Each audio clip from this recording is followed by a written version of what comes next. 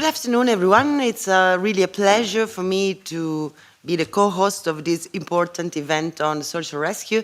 I myself, before joining the parliament, I was an activist for the search and rescue. I had a big privilege also to do rotations in Central Med Sea. And with my first rotation was with the Mediterranean, then with Rescue People Saving People. And actually, my last rotation was a big part of my choice to decide to be a candidate for the European Parliament, because I was super fine in my life, in my work as an aid worker. I would not imagine ever to join politics. I always refused offers to be a candidate for several parties. But then I had this horrible rotation where we found a boat that was sinking, and it was night, it was horrible, it was black, and one lady lost her life. We could not do anything to save her.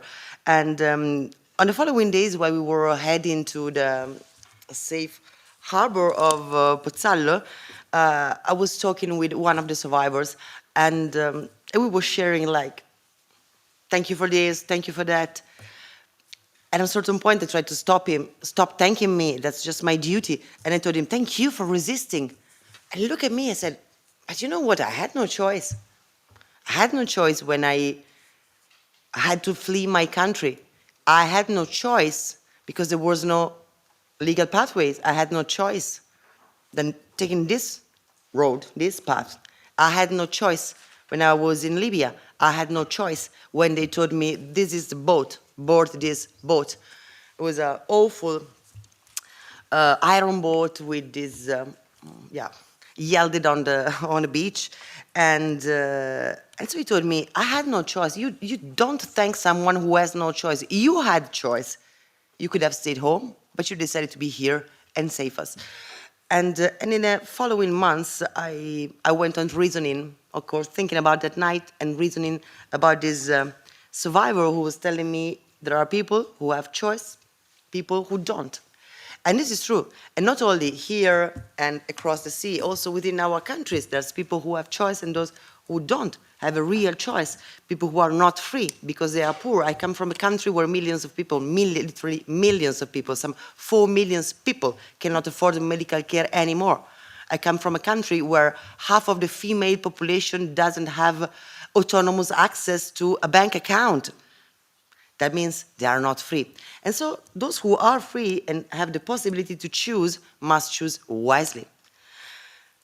And that's how when Ellie Schlein asked me, would you like to be a candidate for European Parliament? I was like, no, thank you very much. I work on the field, I'm fine like this. But then I was reasoning.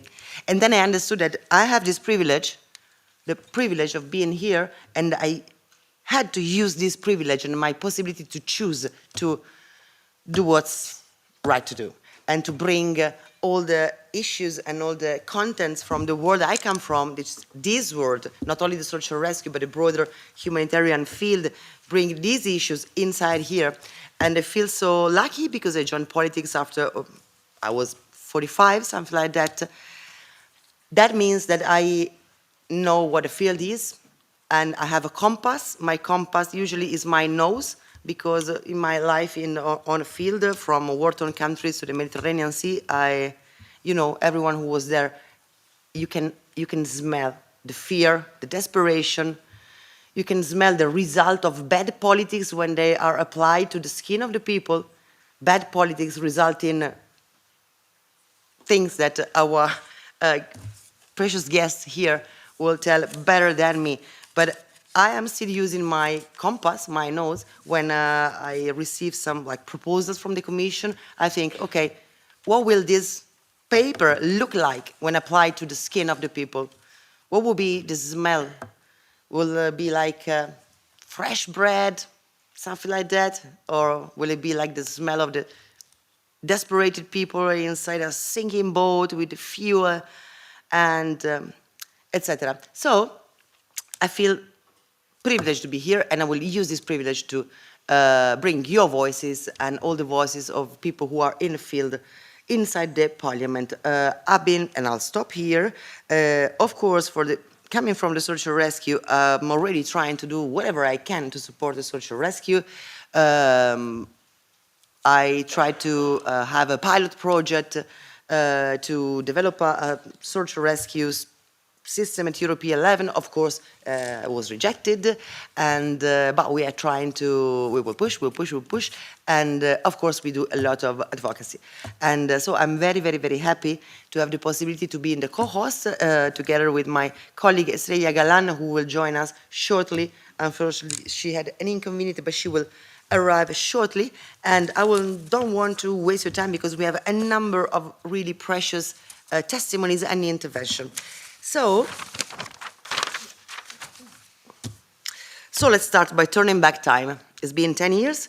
Let's try to remember how the Mediterranean Sea looked like 10 years ago, so then we can compare it to today's reality, and to measure also the impact of search and rescue operations at sea.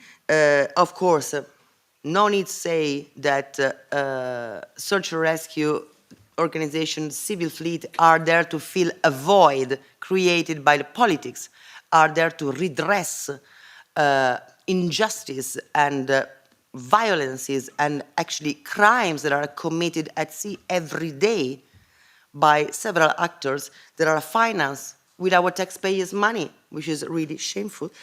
And but they are there. I think that basically every NGO that has been working at sea could do something else, or would love to do something else, because no one wants to be there at sea, confronting with people that are risking their life. No one should be there out at sea. So there should be no need for the civil fleet to operate, but there is, and it's increasing and increasing and increasing. So we have a lot of things to discuss, and I will introduce the first speakers. We have 4 panels today. So we have Marinas, a German human rights activist representing Sea-Watch. She was also co-applicant in a landmark legal case brought by Sea-Watch against Frontex, which is very interesting, in front of the European Court of Justice. We have Bianca Benvenuti, Head of International Advocacy and Public Positioning at SOS Méditerranée, Rosica Tasanova, hope pronounced it correctly, Advocacy Manager for Médecins Sans Frontières, focusing on migration and humanitarian protection. And I would like to start with Marie, and I would ask to tell you about the main changes that have taken place over these really difficult 10 years. Thank you very much. You have 6 minutes. Thank you very much, Cecilia. Good evening, everyone. My name is Marinas. I represent Sea-Watch today in this very important and interesting panel. And now for my first 6 minutes as introduction, I will briefly take you on a quick journey from the start of our work until today, while my colleagues will dive deeper into every aspect I will outline now and set the tone a bit. So I think, as we are probably all aware, the Central Mediterranean has been a migration route for decades. But in 2013, after 2 shipwrecks off Lampedusa killed more than 600 people, Italy launched Mare Nostrum, which was a military humanitarian operation that saved over 100,000 people's lives in only 1 year. Over the first months of 2014, and I think this is really important to really picture, when Mare Nostrum was operational in the first months, 17 people lost their lives. While in the same span, 1 year later, after Mare Nostrum was discontinued, the death toll was at least 900. Italy decided to terminate the operation because no other country would contribute financially or allowed rescued people to be relocated. So the lack of solidarity was the main reason why Mare Nostrum was discontinued. Europe replaced Mare Nostrum with Frontex Triton. Maybe it's a bit difficult to fully see the map there, but what you can clearly see is that Frontex Triton was a mission for border control, not for rescue. The coverage area shrank, and since then, more than 29,000 people lost their lives. This is 6 people disappearing every day, and one of them is usually a child. Yet governments turned their backs, hoping that death itself would serve as a deterrence. So when states withdrew, people did not stop fleeing. They simply started dying in greater numbers. This is why in 2015, citizens like doctors, captains, activists, ordinary people like you and me, launched the first civilian rescue missions. We went to sea because no one else would. This is how the civil fleet was born, not as an NGO movement, but as an act of collective defiance against institutional abandonment. Our work is not charity. It is the practical application of international law, the duty to render assistance and to bring survivors to a place of safety. Today, in 2025, the civil fleet counts 15 rescue vessels, 7 sailing boats, and 4 aircraft, run by 21 NGOs from across Europe. Together, we have rescued or assisted more than 175,000 people. Alarm Phone has operated for 10 years as a 24/7 lifeline for people in distress when official coordination centers remain silent.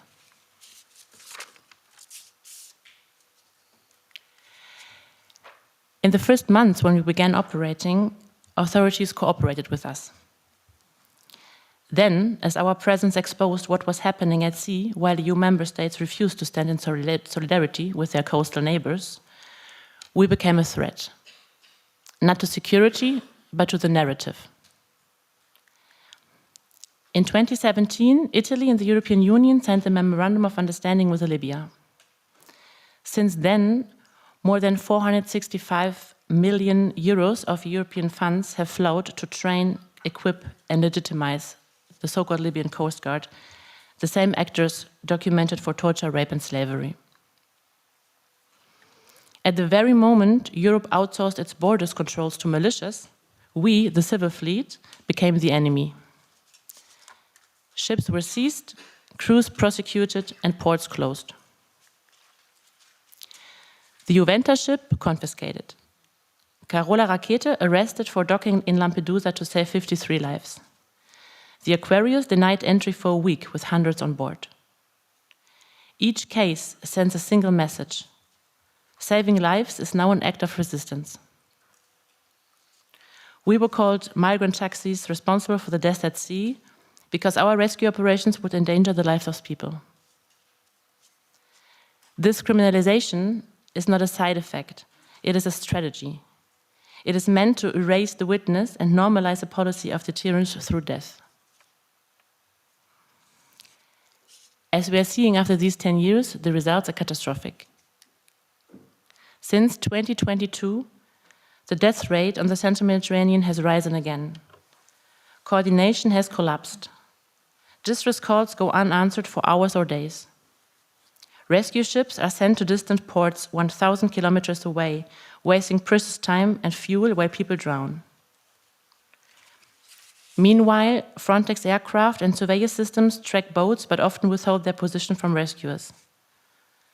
The result is not disorder, it is organized chaos. In July 2024, the Civil Court of Crotone ruled what we have known for years. Libya is not a safe port, and the Libyan Coast Guard cannot conduct search and rescue operations. This judgment exposes the core hypocrisy of EU policy. If Libya cannot legally rescue, then EU funds used to support search and rescue capacity are not only ineffective, they are illegal. They violate the European Union's own financial principles and the fundamental duty to save lives. 10 years ago, we went to sea because governments refused to save lives. Today, we are still there because governments are trying to stop us from doing so. As long as Europe chooses deterrence over life, civil society will remain at sea, because solidarity is not a crime. Thank you.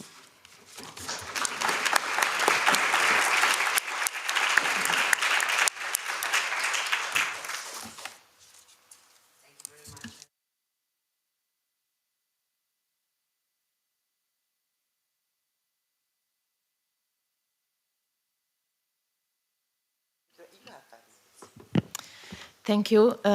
Thank you, everyone, for being here for what, for me, is a very important moment of collective reflection on the past 10 years that we've been spending at sea. As was just mentioned before, over the past decade, non-governmental organizations have rescued over 175,000 lives. Yet, for each of the lives we saved, countless others have been lost, not to the sea, but to policy choices that have turned the Mediterranean into an open graveyard. These choices are first and foremost best illustrated by the radicalization of non-assistance and the systematic erosion of the duty to rescue, which is a cornerstone of international maritime law. We are first-hand witness of this erosion, first of all in the way the coordination system is not really working currently in the central Mediterranean Sea.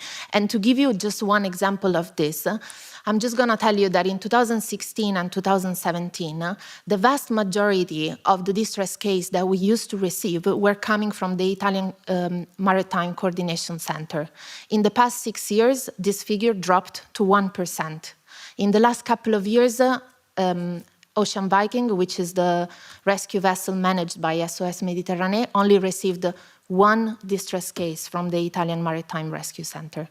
This means mostly that Italian, Maltese, and Libyan coordination center are now managing the distress case that they know are happening in the central Mediterranean Sea in an opaque and non-transparent way. And this is because they just want to increase the number of people that are intercepted and returned to Libya.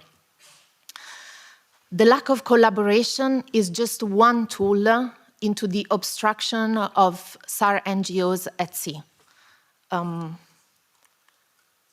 It doesn't go. Okay, no. Well, I mean, to talk about all the policies and practice that in the past 10 years have been put in place to stop us from going at sea, it would take very, very long time. But I think from this short chronology, you can see how creative the Italian government has been into trying and stop us from being at sea. So there has been a lot of policies, a lot of practice, a lot of ways to stop us, but the objective is only one, not only to reduce the rescues that are done at sea, but also to eliminate what is a very annoying independent eyes in the central Mediterranean Sea that can monitor and also bear witness on the violation of international maritime law and international human rights law that are occurring on a daily basis. As part of this toolbox that states have put in place, we've seen policies evolving and taking different shape, but they are more or less consistently the same. First and foremost, for example, search and rescue NGOs have faced increasing barriers to the timely disembarkation of rescued people. Initially, this took the form of very long standoffs, while now we see an institutional praxis of assigning very distant ports. We've also seen laws and provisions developed targeting just SAR NGOs, so something that is specifically developed for SAR NGOs, and that very often manipulates international maritime laws and puts our operational people at sea in the very difficult decision, very often, to act not only in contrast with international maritime law, but also to moral obligation. For example, the latest approved legislation that passed in 2023 does not allow us, ask us to go immediately to port after one rescue, and also puts us in the situation very often of having not to go towards a distress case that we know is in the central Mediterranean Sea. Last, Marie before me has mentioned some very important legal case where some of our activists have been accused of facilitating illegal migration and even colluding with smugglers.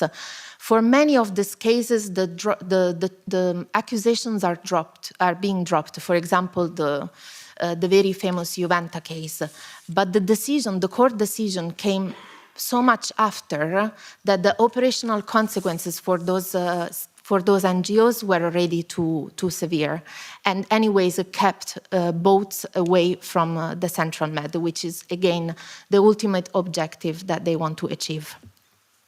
And let me be clear on something. Obstruction against NGOs is just one face of the coin. The other is the steady investment in strengthening the Libyan Coast Guard, enabling the illegal interception and forced return of people seeking safety to a country where violence, detention, exploitation is systemic. For this reason, the past decade, we've also seen an institutionalization of violence because forced interceptions and returns to an unsafe country are becoming a normalized tool for migration control. November 2nd marked yet another missed opportunity for Italy to change course. The deadline to amend or repeal the Memorandum of Understanding with Libya came and went, leaving the agreement intact.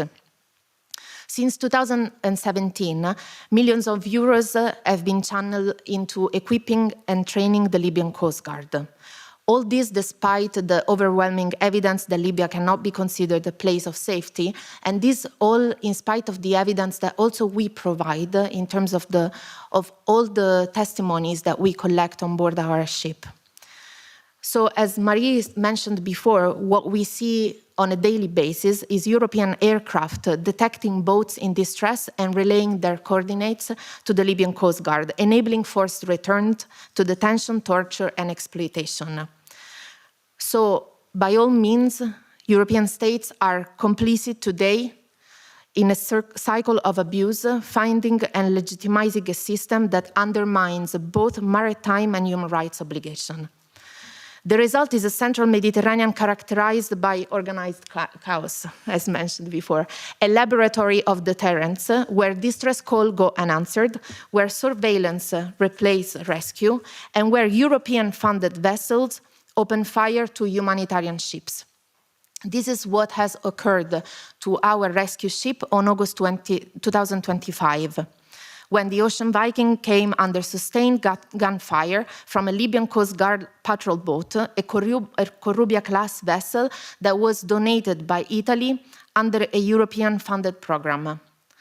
Masked men fired at head height, shattering bridge windows, destroying rescue equipment, and placing 87 rescued survivors and our crew member in immediate mortal danger. And this was not an isolated incident, but the predictable outcome of years of impunity and political complicity. Just last point before concluding. At the heart of this decade of deterrence lies dehumanization. People in distress are reduced to number and flows, and this enables policymakers to look away from the consequences of their decision. Every day, we stand at a critical juncture. Europe's maritime border have become a space of deliberate neglect, where deterrence has replaced duty and silence have replaced solidarity.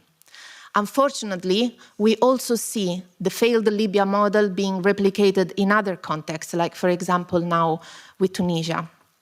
These policies export responsibility and shield European actors from accountability, while exposing migrants to abuse, detention, and death. Because every life lost at sea is not a failure of chance, it's a failure of policy.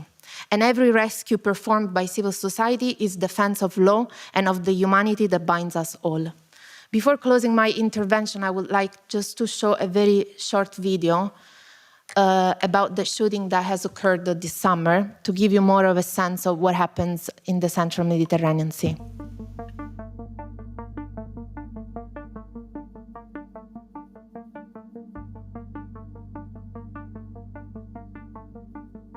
Stiamo procedendo come da messaggi email che siate in copia al salvataggio del Medere Lei di cui avevamo chiamato prima e chiediamo il permesso di ritardare il post per fare le valutazioni. Allora guardi, per noi nulla osta.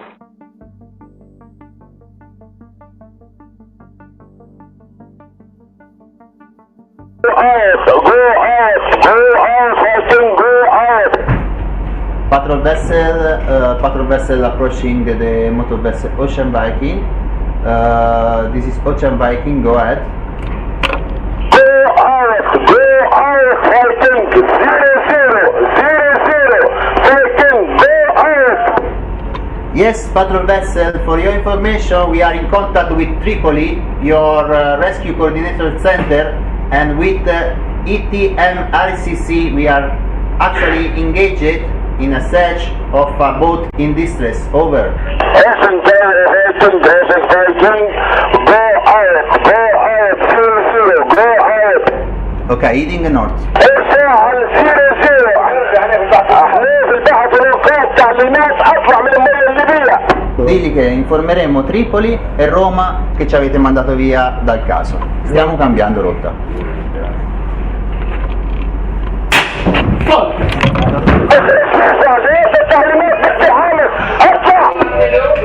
Ok. Sì, buongiorno. Allora, è venuta una motovedetta e ci sta sparando addosso, ok? Siamo tutti a terra perché ci stanno sparando. Per favore, chiamate Tripoli e diteli che mandi via questa motovedetta. Le mie persone sono a rischio, ok? Ora manderemo un allarme SSS. Ci stanno sparando addosso. Va bene, ho capito, ho capito. Ci stanno sparando, Sì. sentite colpi? Stanno sparando, cazzo! Sì, mi Andate dica via. posizione, longitudine 013. Everybody down! Mayday, La posizione. Mayday, this is Ocean Viking. We facing shooting, they shoot at us. Mayday, this is motor vessel Ocean Viking, in position 3327 01400 east. We are suffering attack from a boat, a patrol vessel Caribbean class from Libya. They shoot at us. Please assist us. Ok, abbiamo bisogno che chiamate subito Tripoli e mandate via sta motovedetta. Ci hanno rotto i vetri del ponte, ci hanno sparato. Va bene?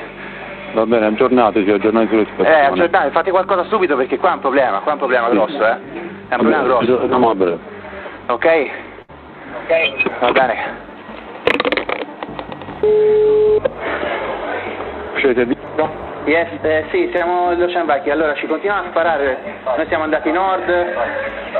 Siete riusciti a entrare in contatto con Tripoli? No, non siamo in contatto con Tripoli. Avete visto con la bandiera per comunicare questa situazione?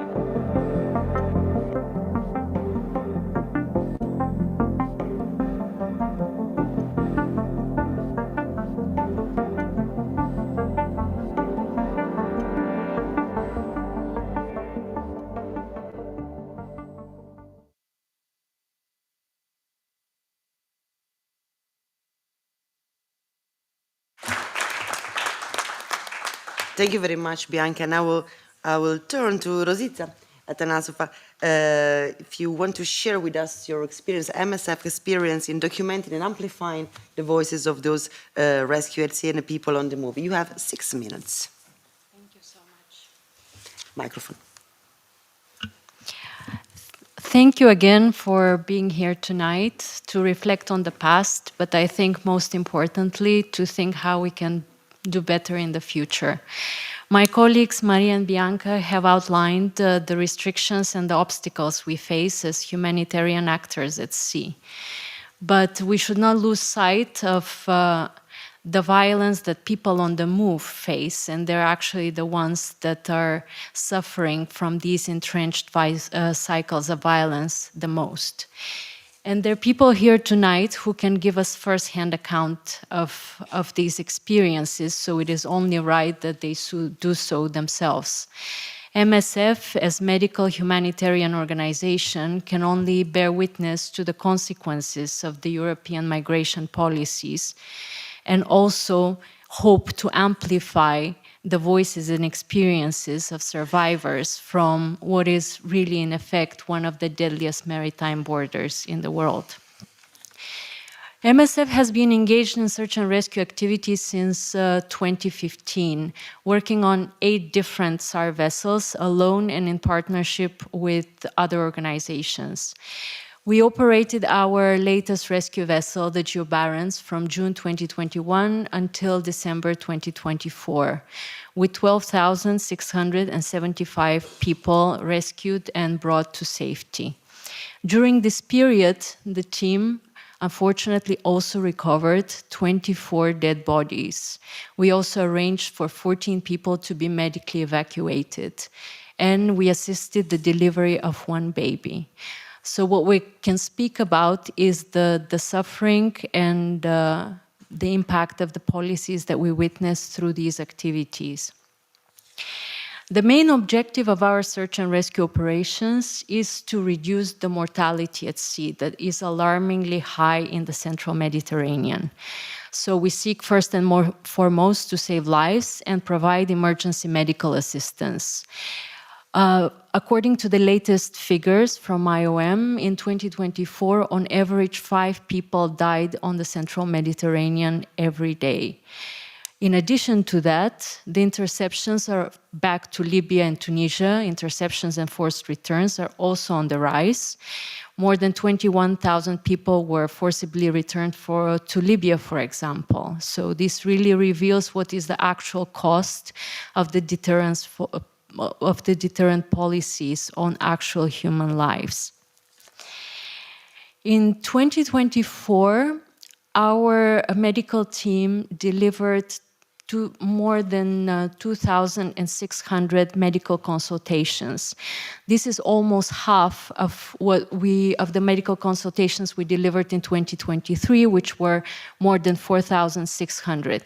This is largely due to the dramatic decrease in the number of people we were able to rescue, mostly due to the impact of the restrictive policies on search and rescue that we face in Italy. Despite that, the overall number of medical referrals still increased, and in particular of urgent medical referrals. They went up by 14%. That just tells us that more people were in critical state and required urgent follow-up or specialist services and care on land. Among the morbidities that we see are conditions that are related to the long sea journeys, such as fuel poisoning, fuel inhalation, fuel burns, as well as injuries that are related to incidents on the boats. Survivors also presented with conditions related to the cramped and inhumane living conditions in captivity and detention in Libya, such as skin infections, untreated wounds, untreated chronic conditions because they have no access to medical care or medication. Their wounds and stories also tell us what is the scale of the violence that they face in their countries of origin, in the countries of transit, and during the sea crossings. Patients seen by the medical team presented with physical injuries, such as scars from gunshots, broken limbs, or also wounds or bruises from repeated beatings. Some actually of the findings of the physical examinations correlate quite clearly and closely with recognized forms of torture. In 2023 and in 2024, detention in Libya continued to be the primary setting where survivors reported experiencing violence during their migration journey. Most of the violence-related consultations stemmed from violence that occurred in Libya, predominantly in detention and very frequently following violent interceptions at sea, which led survivors to share stories of very complex and compounding trauma. Despite these horrific experiences, they share with us that being rescued was a way for them to find safe haven and some days of respite.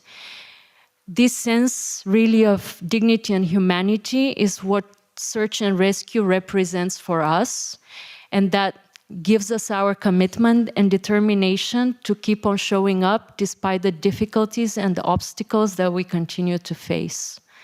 Thank you.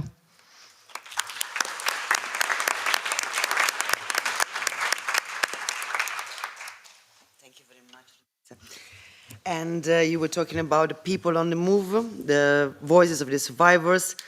And I'm very, very, very happy to have here today Lama Gok, representing refugees in Libya. As you all know, I assume Refugees in Libya is a self-organized, refugee-led movement advocating for rights and protection of people on the move, asylum seekers and refugees trapped in Libya. Lam, thank you very much for sharing your story with us. You have 10 minutes. Thank you. Very happy to be here. My name is Lam Magok. I represent refugees in Libya, a self-organized refugees movement that fight for justice, freedom, protection, and dignity of migrants in Libya. I have been invited as a survivor, but I'm also a human rights defender. I would like to start with a disclosure. I did not arrive to Europe being rescued. I came through humanitarian corridor, a channel that is extremely restricted and almost impossible to access for refugees in Libya. But I see myself as somebody coming from the sea. Since I tried to cross less than 6 times. I will not forget what I saw in the sixth attempt escaping through the Mediterranean Sea. Desperate men and women, children, angry and thirsty. The Libyan Coast Guard coming again and again, beating people up, scaring the women and children, kidnapping us at the sea. The Libyan Coast Guard and other militia who operate at the sea are pirates. Let the European Union, let the European Commission, criminals who fund them hear this. Libyans are not rescuing, they are kidnapping people in the sea and sometimes even in European water, like in Malta. Each time I was intercepted at the sea, I was brought back to a different detention center where I was tortured, sold to the militia, and forced to work.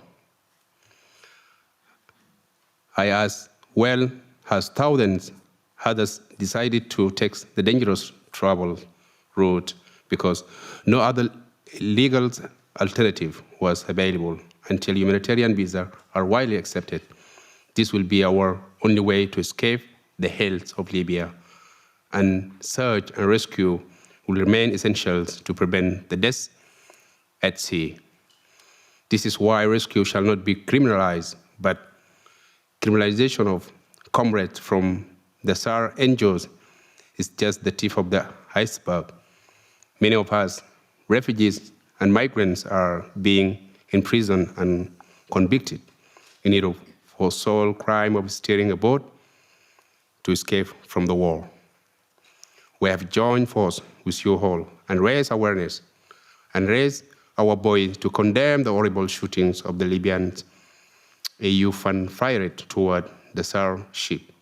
But we must all remember that these kind of shooting have been happening for years at the sea, but targeting only people like me, black, with no EU passport.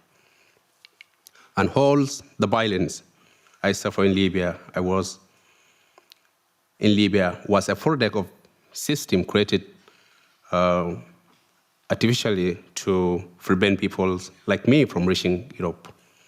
No matter what violence I was fleeing from my country, no matter violence involved in keeping my ways, the European Commission and Frontex have for years trained, equipped, and enabled the Libyan entitled to keep us away through the crime against the humanity. We told them, and they don't care as long as there are less people departing Libya. Our comrades in Libya managed to talk to Director General Sanino he ignored their suffering, telling them to go back to their own country, to Sudan, where there is war. Can you imagine such cruelty? They say this serves life, but in effect they put us in further danger by keeping us in Libya torture camp. If white peoples are kidnapped and tortured in Libya, I am sure there will be legal repercussion in Europe. Tribunals will take action. But since it is only us black migrants and refugees who are attacked, European courts have so far refused to take action so far. There is a way, that is why we have created refugees tribunal to bring justice to the victim and hold the perpetrator accountable. Last month, we condemned the Italian minister responsible for the crime, for the criminals' memorandum of understanding. This morning, we heard a special tribunals for European Union's officials, and this is the verdict. Magnus Brunner, Commissioner of the Migration Guilty of Crime Against Humanity. Dubravka Suka, Commissioner for the Mediterranean Guilty of Crime Against Humanity. Hans Leighton, Director of Frontex, Guilty of Crimes Against Humanity. Stefano Sanino, Director General at DG MENA, Guilty of Crime Against Humanity. Francesco Artis, Director at DG MENA, Guilty of Crime Against Humanity. Rosemaria Gilly, Deputy Director of the AU Diplomatic Service, Guilty of Crime Against Humanity. Nicholas Orlando, AU Ambassador to Libya, Guilty of Crime Against Humanity. And several others officials that will not take the time, that I will not take the time to mention here. We want these people to stop support they are providing to the Libyan criminals, but we also want them to be held accountable for they keep causing, because for the harm they keep causing. These people come from often to the parliament, and we want you to treat them what they are, perpetrator of the crime against humanity. But we also want justice for the victim of the crime. How is it possible that the Libyan criminals are invited by the Commission to Brussels, but innocent people need to risk life at the sea? We want humanitarian visa to seek justice in safety way for those who suffer kidnapping and torture, and the European Union Fund Force. We want reparation symbols and material. We need the Parliament cannot do much. We know the Parliament cannot do much regarding this issue, and we know Mrs. Estrada and Mrs. Gallant are by our side. We appreciate their support, and the letter they signed recently by the Parliament has who could do more. First, why the parliamentarians don't go to the Libyan to investigate what is happening? The Commission and the Italian minister go there all the time to talk to the criminals. Why don't you go there as well? Second, you discuss all the time about us in your committee, but we are not invited. If you talk about us, we want to be in the rooms. We want to be there to challenge the lie from the Commission officials and to tell the truth of what is happening. Third, the whole Parliament should be here today listening to this. We need to have plenary debate on Libya, where even politicians who are in favor of supporting Libyan criminals are engaged in the conversation. When this happens, we will be happy to come and provide all the information we have. RAIL is fighting to make the voice of migrants in Libya heard. We must remember this. We must remember this is not only us, this cause of humanity. Everyone can and should take this fight, because remember that to finish us, you politicians are destroying what you like so much. You are democracy and rule of laws. The first time an EU government voluntarily ignore and arrest warrant from the International Criminal Court was when they freed the Libyan criminal Al-Masri, who tortured me. The Italian government did that because they want us out of Europeans, even if this means destroying the laws that keep all of you safe. We should be defined as a human first, not by our administrative status.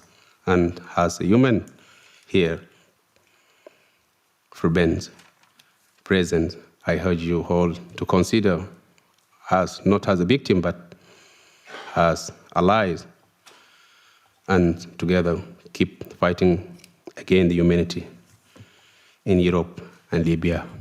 We will keep fighting and fighting till all migrants are free. And thank you.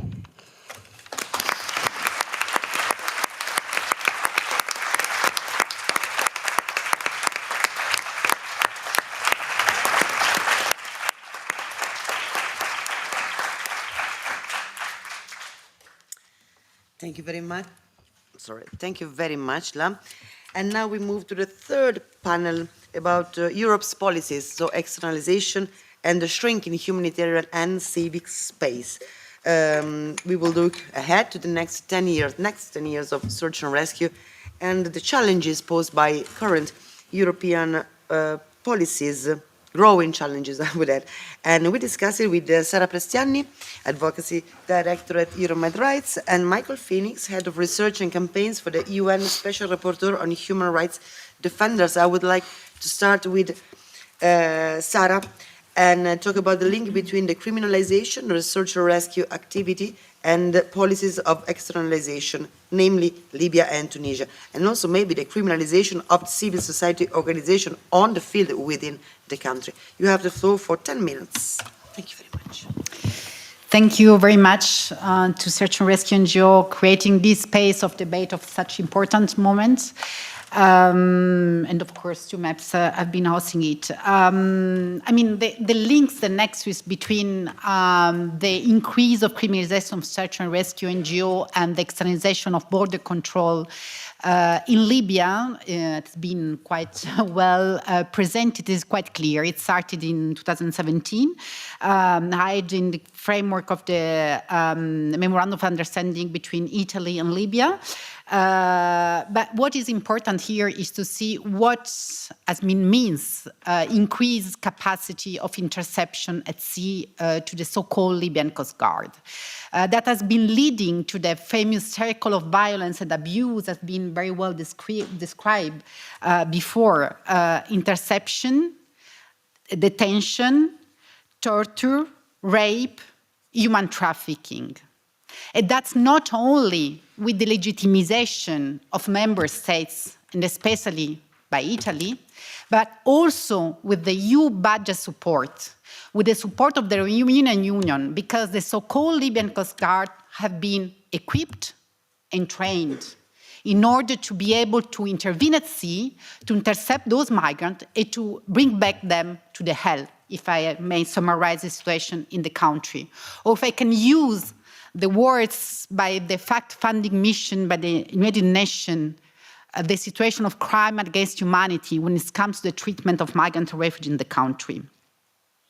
The European Court of Auditor have been published a report. They make it clear that there is a need to put in place suspension mechanism, suspension clause for projects who could be leading to human rights violation, because they are the proof of the nexus between projects that have been supporting the so-called Libyan Coast Guard and Libyan and human rights violation, and even more, crime against humanity.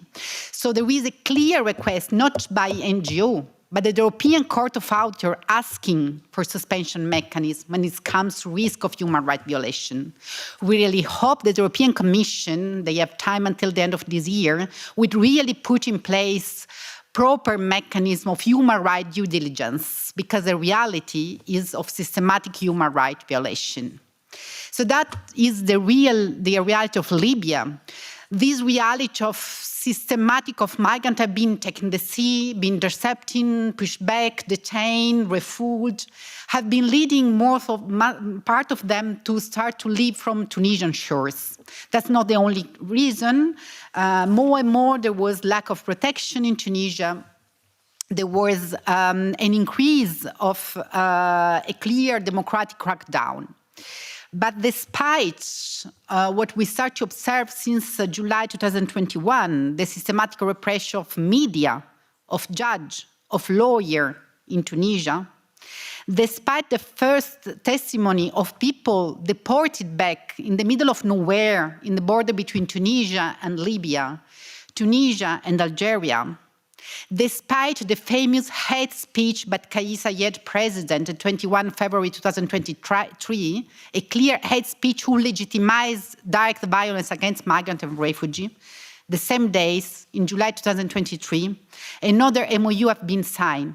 This time it was not an Italy-Libya memorandum, has been an European Union-Tunisia memorandum of understanding. This memorandum compiled a series of fields of collaboration, among them the collaboration on migration.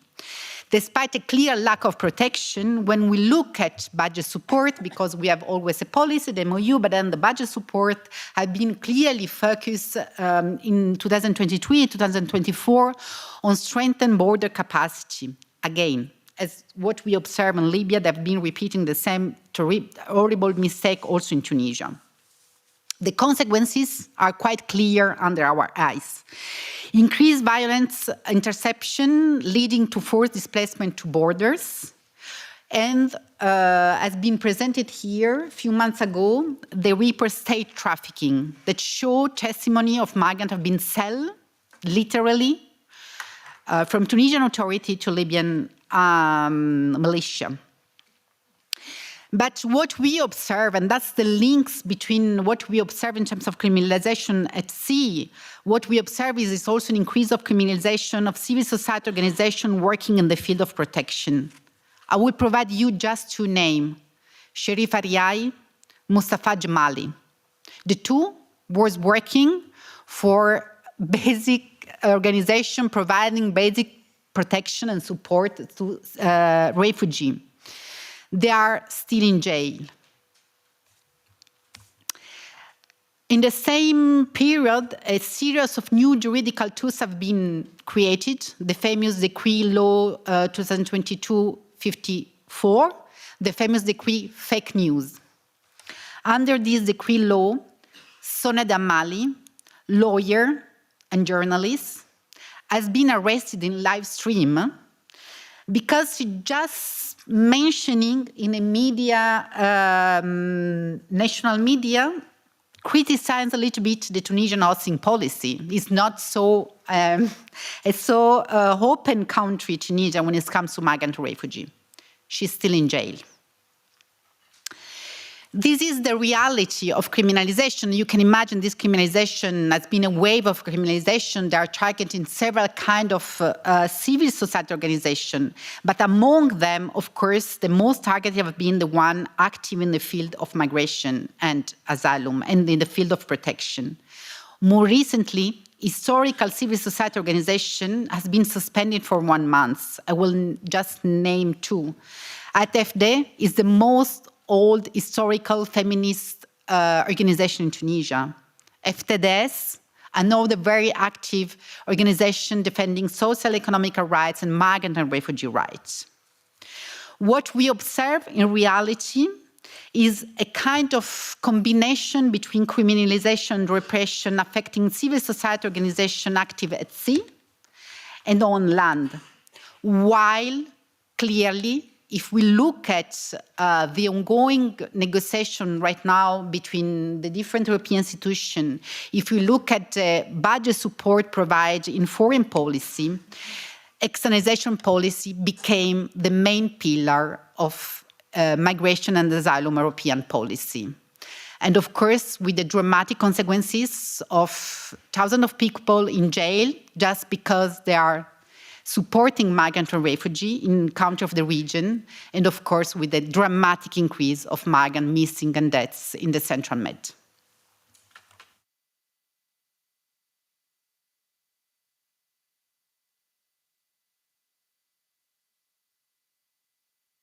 Thank you very much, Sara.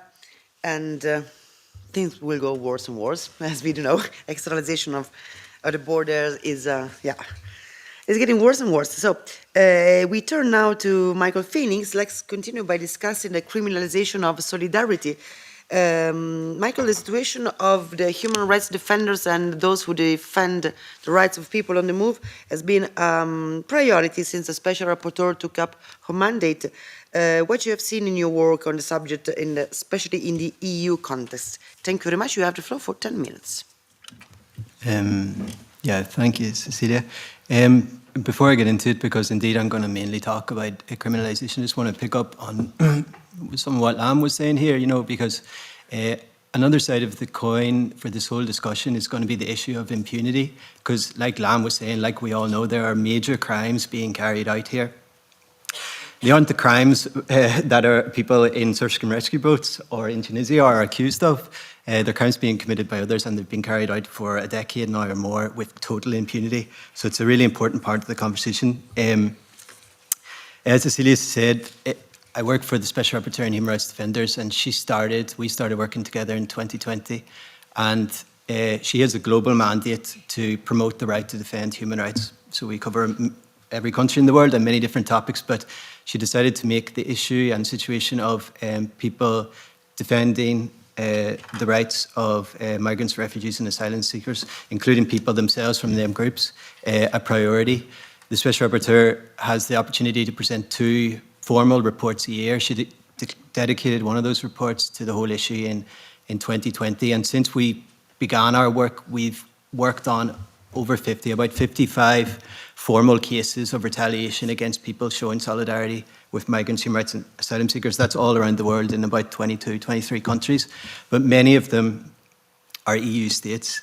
And we have the ones that we all know about. Many of the people here have been caught up in these cases at the sea borders of the European Union, in Cyprus, in Italy, in Greece, in Spain. But we also have cases at the land borders. And one of the things that we've seen, I suppose, over time is the kind of copycat tactics, where the kind of allegations and the kind of tactics used against people in the search and rescue field, especially in the Mediterranean and in the Aegean Sea, have now been turned against people, let's say, on the Polish border with Belarus or on the Lithuanian border with Belarus. Exactly the same kind of allegations. And human rights activists and people showing solidarity being brought up in court. And we've also seen cases, I mean, Sarah just talked about it, in the countries that have been prioritised by the European Union for their externalisation policy. We've worked on cases from Libya, several of the cases Sarah mentioned. We've worked on cases from Libya and from other states over the years. And most of the cases that we're talking about here, most of the form of retaliation against people showing solidarity with migrants in the European context, in the EU, is about criminalisation. So I'm not going to bore you with this because many people already know all about it, but we don't consider criminalisation just the opening of investigations, the prosecution or the trials and convictions of people showing solidarity with migrants, so that's a big part of the picture. You all know, of course, a lot of these cases, the famous Juventa case. And like one of the things just to pick up on about that case is how brazen and baseless these charges are. They have no grounds in practical reality. They are grounded in a kind of ideology that lands way far behind that. The Juventa boat was seized in 2017, or somebody will correct me if I'm wrong, on the last week of the preliminary trial process in 2023, I think, or 2024. The prosecutor of the case requested the case be dismissed because there was no case for the alleged defendants to answer. These are really ridiculous, spurious cases, and that's just one example.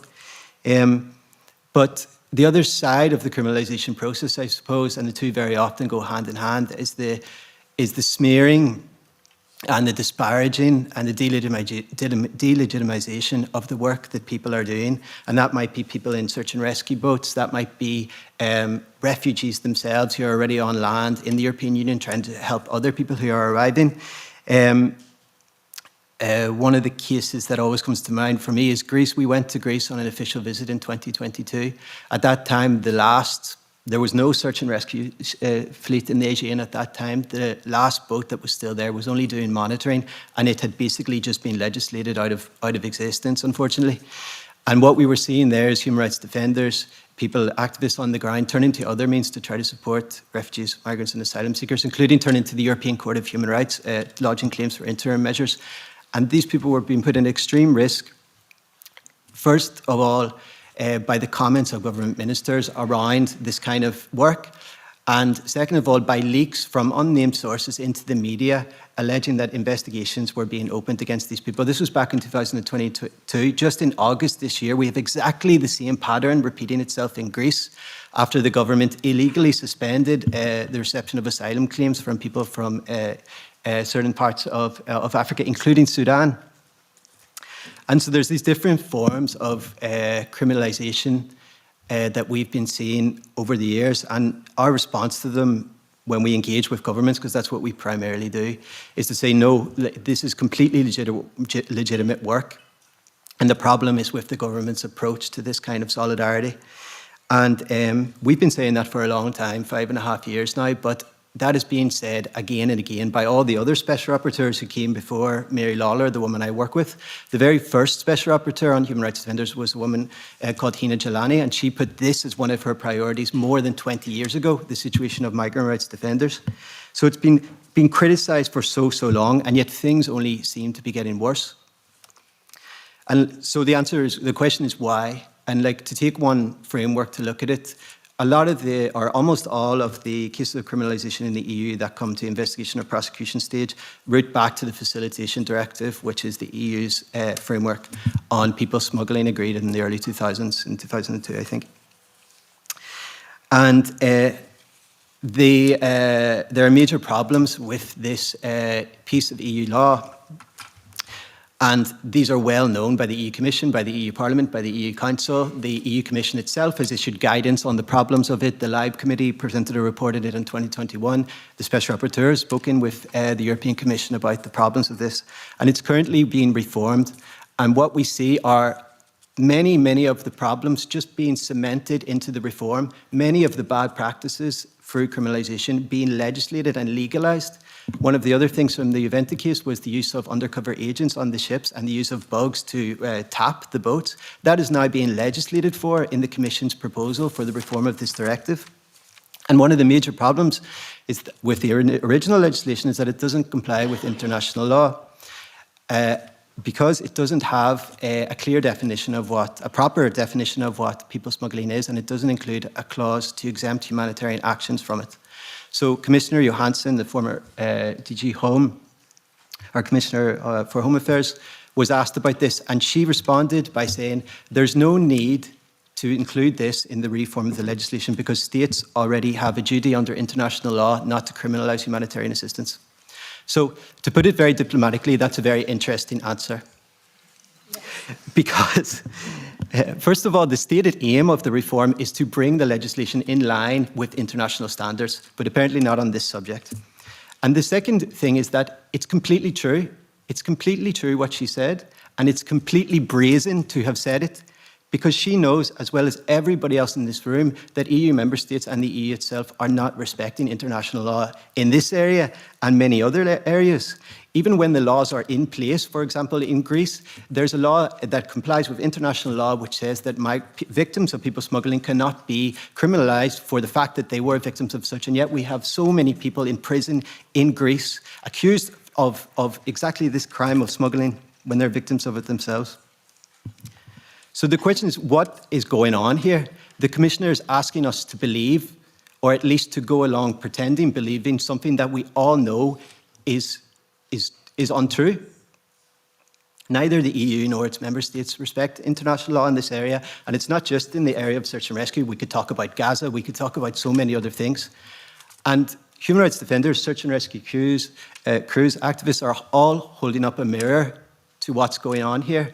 And of course, that's a problem for the European Union.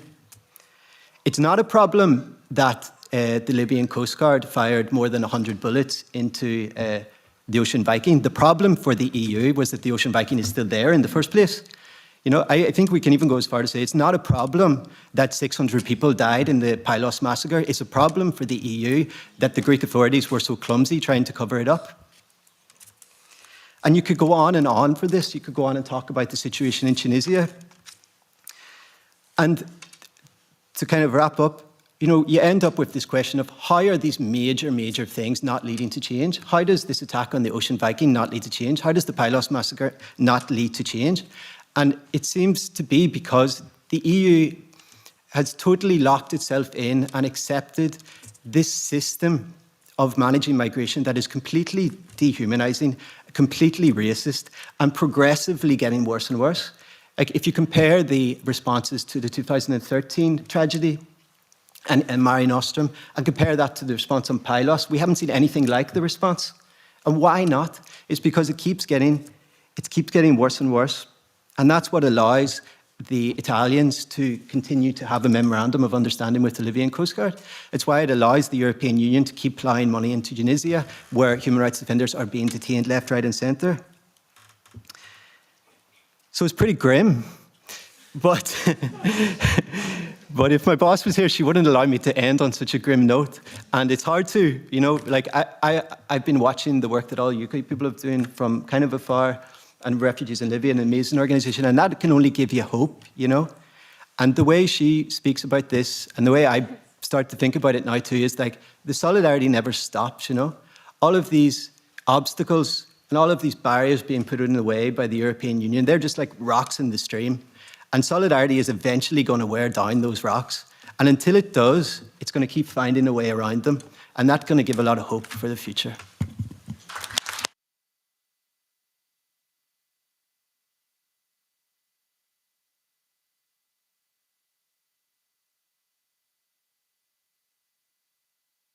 Thank you very much, Michael, also for some small hope. And now we move into the tiny, but precious hope.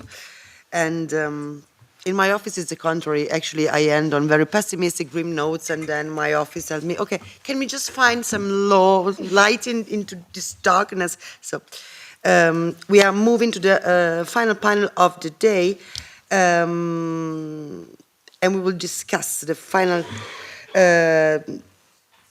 Okay. Start again from the beginning. Sorry, I don't feel so good today. As was said, saving lives at sea is not only the right thing to do because we are decent human beings, but also is the obligation. It's clearly an obligation. And when I started with Mediterranean to go out for search and rescue at sea, there was a lot of talk in Italy, like civil disobedience. And I was like, you know what? We are not disobedient, actually, at the moment. We are abiding international law. We are the ones that are applying the law and are keeping the international law alive. So the next panel is called From the Sea to the Courtroom, because implementing international law is an issue. And we will discuss the topic with Francesca Bocchini. She's the advocacy manager at Emergency. And we have Marie Michel, human rights observer for SOS Humanity, and Laura Marmorale, president of Mediterranean Saving Humans. And we will start with Francesca Bocchini. And you have 6 minutes. So basic question is, why it's so important that to have strategic litigations and not only humanitarian assistance? Thank you very much, Cecilia. Thank you also for co-organizing the panel, and apologies for wearing the mask, but I have a 1-year-old at home that brings all sorts of viruses, so I'm recovering, sorry. So I represent Emergency, who operates the vessel life support, but is also active in other humanitarian contexts, providing medical and surgical assistance. And we think it's very important to compare the humanitarian crisis in the Central Med with other contexts, because it's very peculiar, even if, as Michael said, there are also other concerns in other settings. Because, first and foremost, the Central Mediterranean is not recognized as a humanitarian crisis, despite the loss of life and also the extent of international law violations. States who are mandated to coordinate SAR operations do not perceive or recognize our work as civil actors, as humanitarians. On the contrary, what happens is considered by states as a political crisis, fueled and even instrumentalized to endanger European security. So this is the language that describes the situation in the Mediterranean. It's very different compared to other humanitarian crises. Although international humanitarian law is not strictly applicable to SAR operations, international maritime law and human rights law do apply. And they provide a strong framework for the prevention of the loss of life at sea, and they protect the right to life and the human rights of the people on the move. The duty to render assistance primarily relies on captains, any ship captains, who are required to provide assistance to those in distress without any discrimination. It is important to underline that, according to international law, states only bear an important but yet secondary responsibility to coordinate SAR operations. What is also clear in international law is that any non-SAR related matters, including immigration statuses of those in distress, shall be dealt with after disembarkation. And this to me is very important because it gives a very clear definition of the humanitarian space in SAR operations, where human needs and life are protected at their core. However, what we witnessed, and we heard a lot of examples tonight about this, is the dismantling of key humanitarian principles when it comes to this setting. Although they are at stake in other contexts, and despite SAR NGOs being guided by the humanitarian imperative to save lives, their systematic misapplication, to me, is very unique. It's very creative, as we heard tonight. If I take the most basic humanitarian principles like humanity and impartiality, here you can read the definitions. Humanity meaning addressing human suffering wherever it is found, paying attention to the most vulnerable, and impartiality defined as humanitarian assistance should be delivered based on needs alone without any discrimination. What we can see is that all the shipwrecked are equally vulnerable before international maritime law, and it's in line with these principles. What we see in practice is that the protection of their lives comes always second to alleged defense and security concerns, which translate into illegitimate and unlawful practices like delaying or denying rescue operations, pushing survivors back to where they escaped from in the hands of human smugglers. If I can take into consideration other two humanitarian principles like neutrality and independence, neutrality also meant to be like not engaging in any controversies of a political or ideological nature, and independence, acting autonomously from political, economic, military, or any other objectives, we can conclude that civil actors that provide humanitarian services, capacity, and expertise to respond to the humanitarian needs at sea are perceived by states as complicit with human trafficking and acting against the authorities, despite, as Cecilia rightly said, states being the one that act in breach of international law and that do not abide by the humanitarian imperative to save life. It is us, however, that are criminalized. On the same note, while in other humanitarian crises, bilateral and multilateral funding channels are available and even encouraged, allocating and even providing any sort of funds to civil actors operating in SAR is considered to be political and ideological. Germany has received pressure from other EU member states because they have granted funds to SAR NGOs for years, and they have now stopped. While a 2023 resolution from the European Parliament called for the establishment of an EU SAR mission, and it's failing every year to get any budget allocated. And this is something we advocate every year for as SAR community. In light of all of this, advocacy work and strategic litigation have become key pillars of SAR operations to defend a shrinking and criminalized humanitarian space. We are forced to be the corrective to the violations of the EU and its member states. We assume the role of watchdogs of the human rights of the people in distress. It is parliaments, however, that should have this mandate. On our side, doing this implies a lot of work, as you can see actually from tonight. Bilateral and multilateral meetings with policymakers and stakeholders, data collection, documentation, production of reports, and then you can find some of them at the entrance of the room tonight, briefing papers, submission of evidence to international institutions, including the Office of the Special Rapporteurs, policy proposal, and I could go on and on. And due to the shrinking of humanitarian civic space, we also need to be very creative. finding new ways to challenge these impediments to our work and defending our rights as human rights defenders and humanitarians, and of course of those of the people that we rescue. Thank you.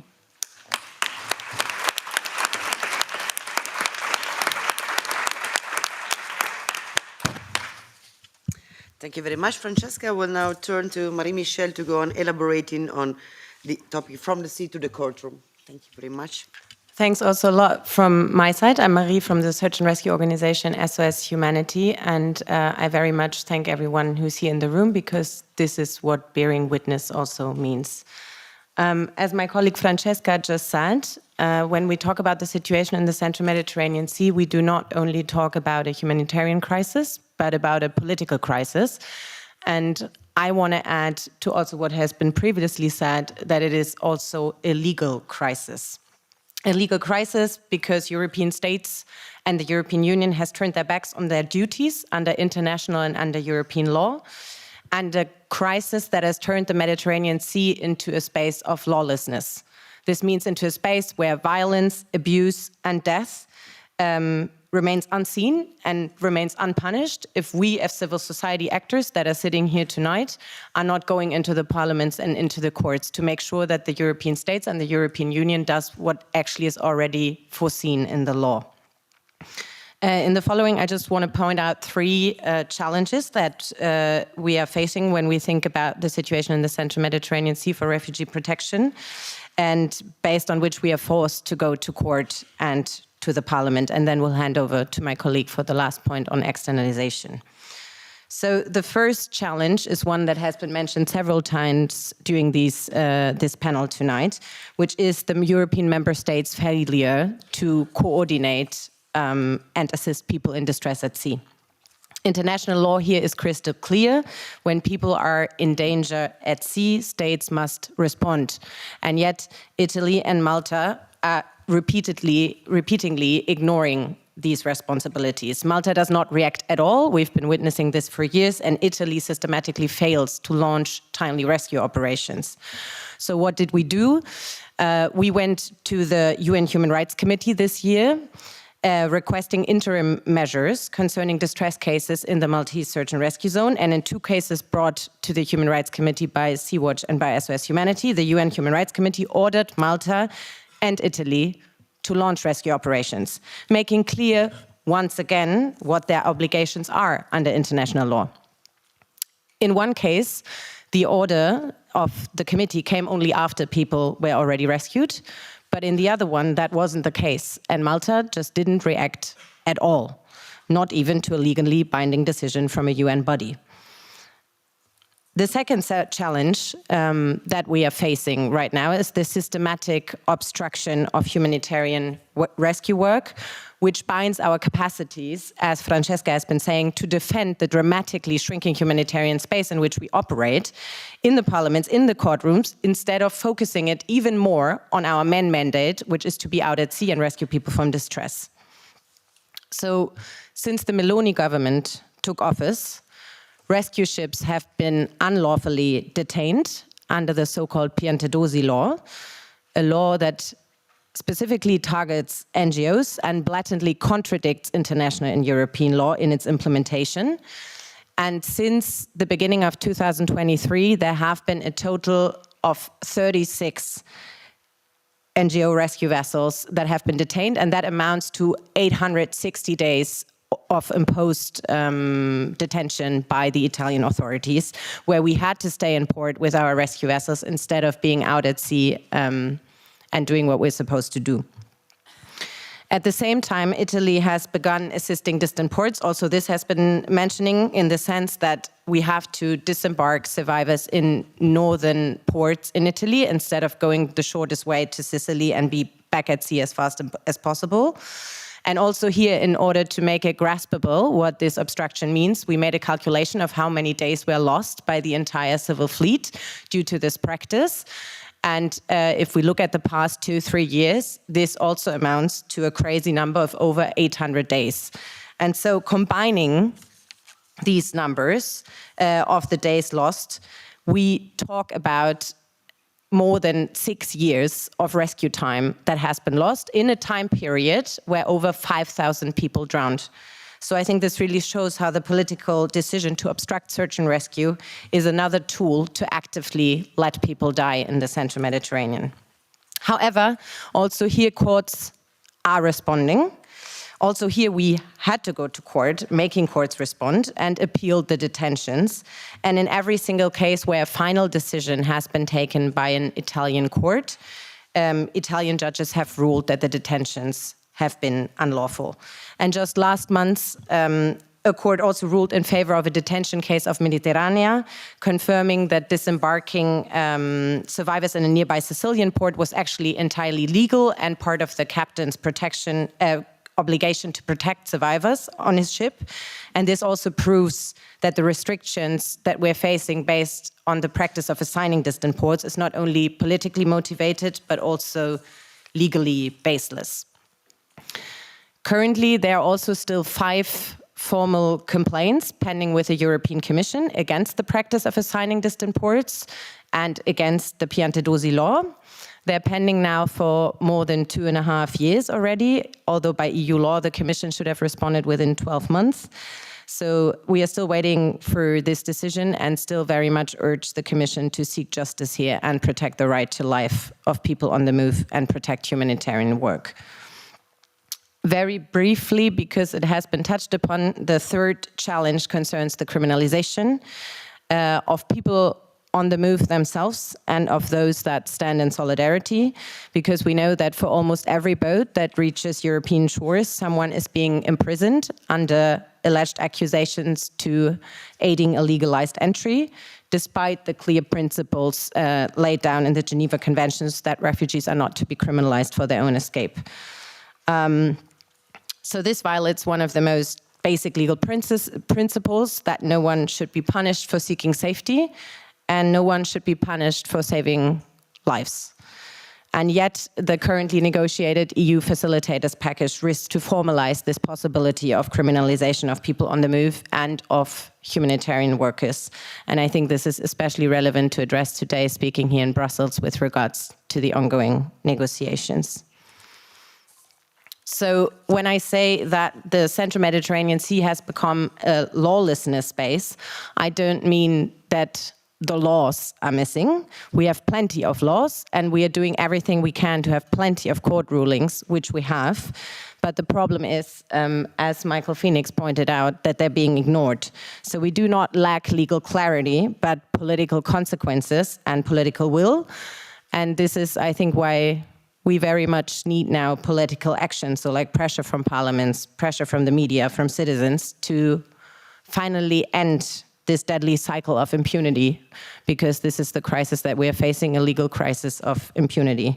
And also to make sure that the Mediterranean Sea is being looked at again as a humanitarian space where human rights are being defended and not just a mere border that needs to be so-called securitized, and that humanity should be like put in the focus on when we think about this space again. Thank you.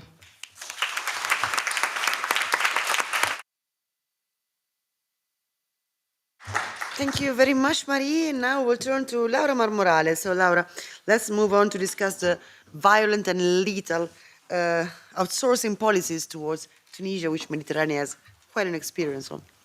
You have the floor for 6 minutes. Yeah, thank you. Thank you very much. Thank you to my colleagues. I begin my speech by taking up the words of my colleague Marie from SOS Humanity, the legal crisis. Last month, a trial began in Italy accusing of aiding illegal immigration 7 members and activists of our crew. It's the Article 12 of the Testo Unico sull'immigrazione, the Italian law on immigration, which equates those who rescue lives at sea with human traffickers.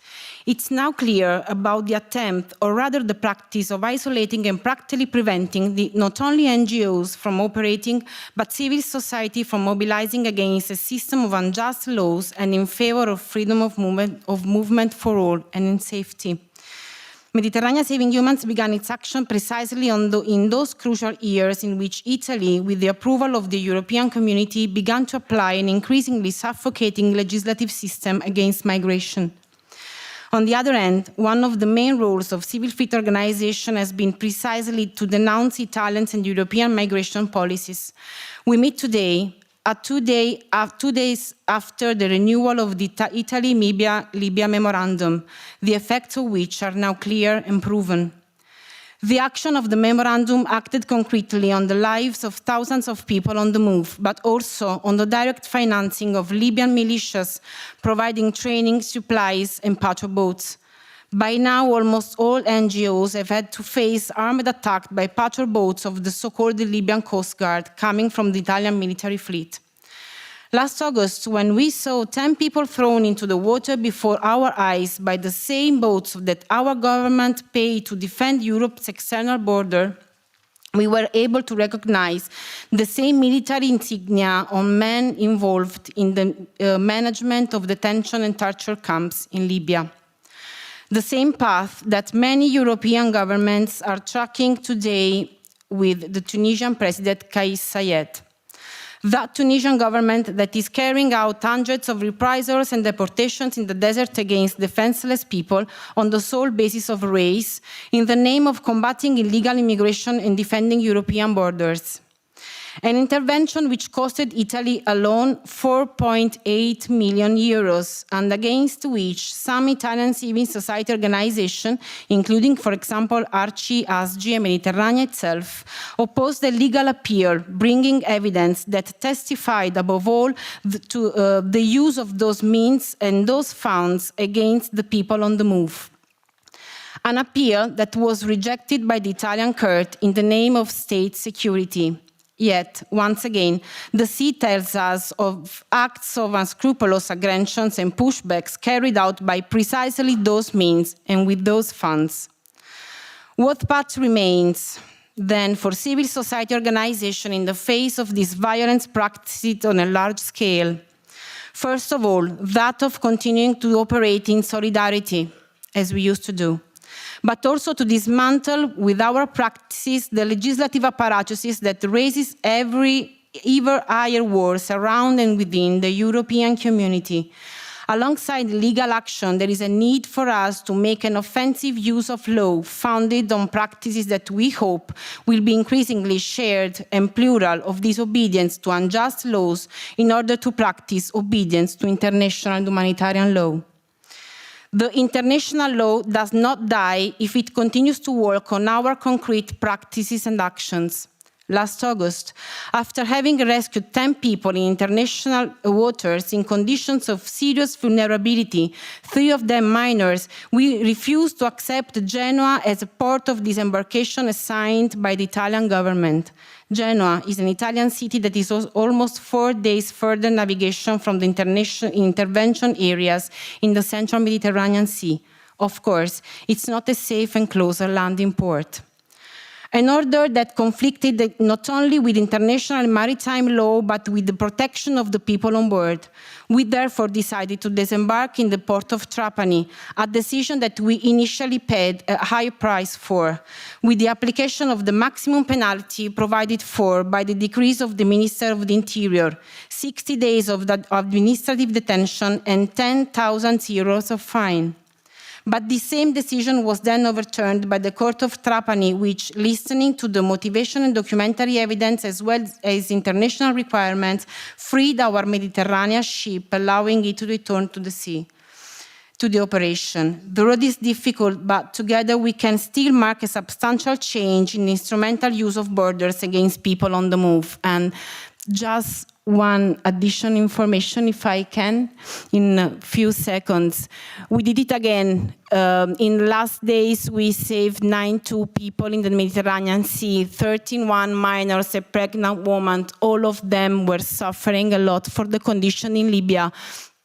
And in the sea, most of them are Sudanese.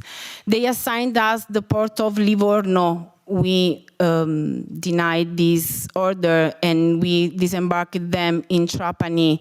Now we are, these people are free in Trapani, but we know that we have to afford a new decree, the application of the new Piantedosi decree, but we think it's necessary to disobey to this unjust law, to obey to the international law. Thank you.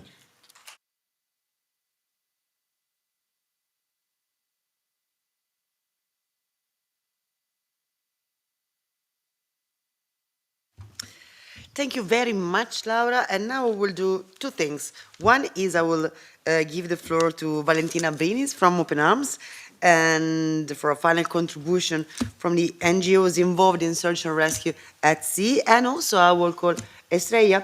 I'll ask her to take my place because she will have some final remarks. And in the meanwhile, thank you very much for everyone.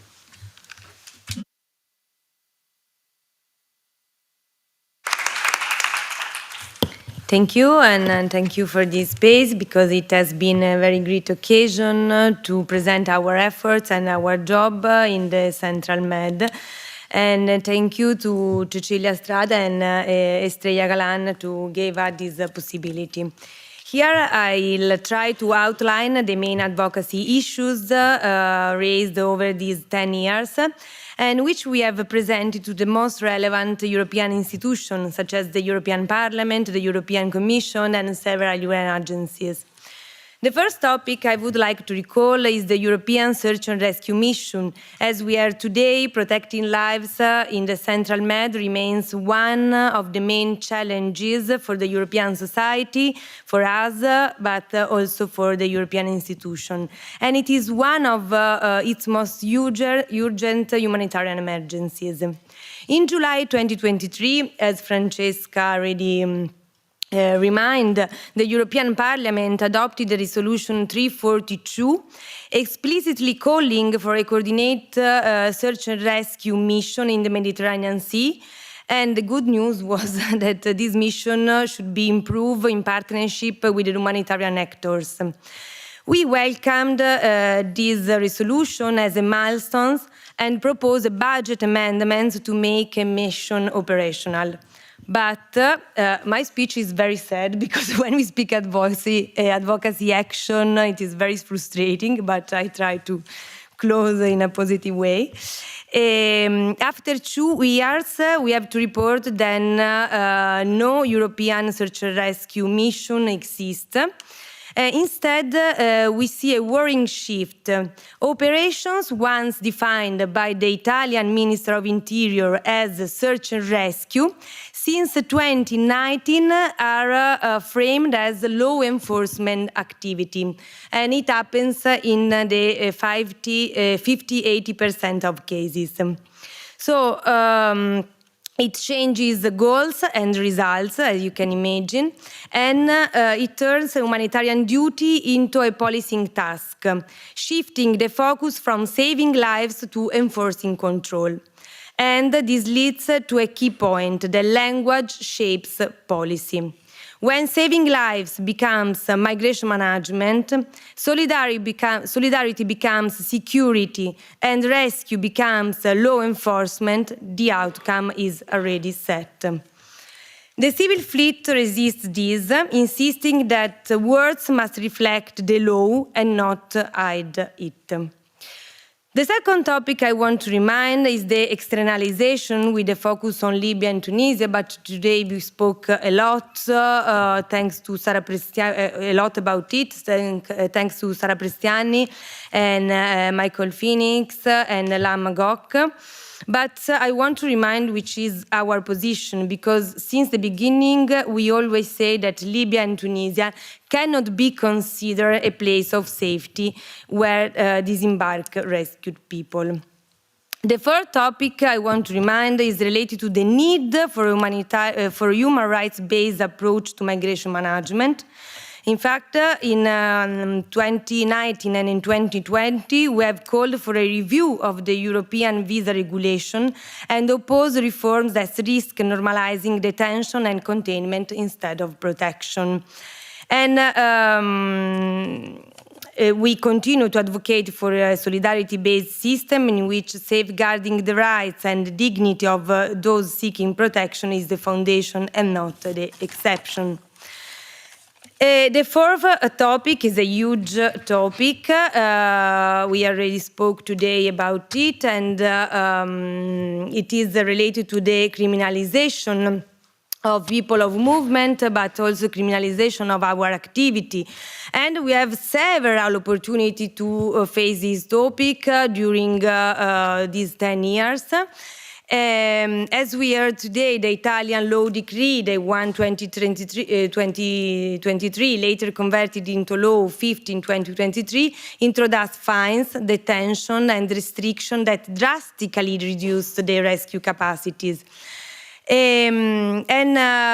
About the facilitation package, our advocacy within this debate has asked for the correction of this distortion, calling on the European institution to guarantee that humanitarian assistance can never be treated as a facilitation of irregular migration, because saving life is not a crime, and Europe's legal framework must make that clear. The fifth topic is connected with the Frontex activity. Today we didn't touch it so much, and the militarization of the Mediterranean. I just want to remind that the Frontex budget has grown fast during these 10 years, but yet not a single rescue has taken place, because their main goal is to control the Mediterranean Sea and not to protect the lives in this route. And finally, I want to remind what Cecilia Strada told at the beginning, that is related to the legal pathway. Today, we have also heard the voice of Lama Gok, that has the opportunity to come here after several temptation to cross the sea. He came here with the humanitarian corridors, and we defined this legal pathway. At the moment, there is any kind of valid alternative to the people that want to arrive in Europe, and they are forced to cross the borders in irregular way, risking their life in the 20% of cases, as the IOM statistic report to us. So I just want to close my speech saying that across all these efforts, the civil fleet has remained committed. This is a good news that I want to remind to you.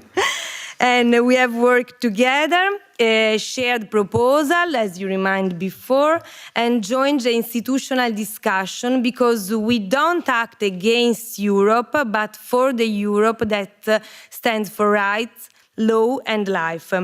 And I would like to conclude by reaffirming that we wish to be treated as a dialogue partners, not as opponents or as enemies, as Marina was reminding before. So thank you.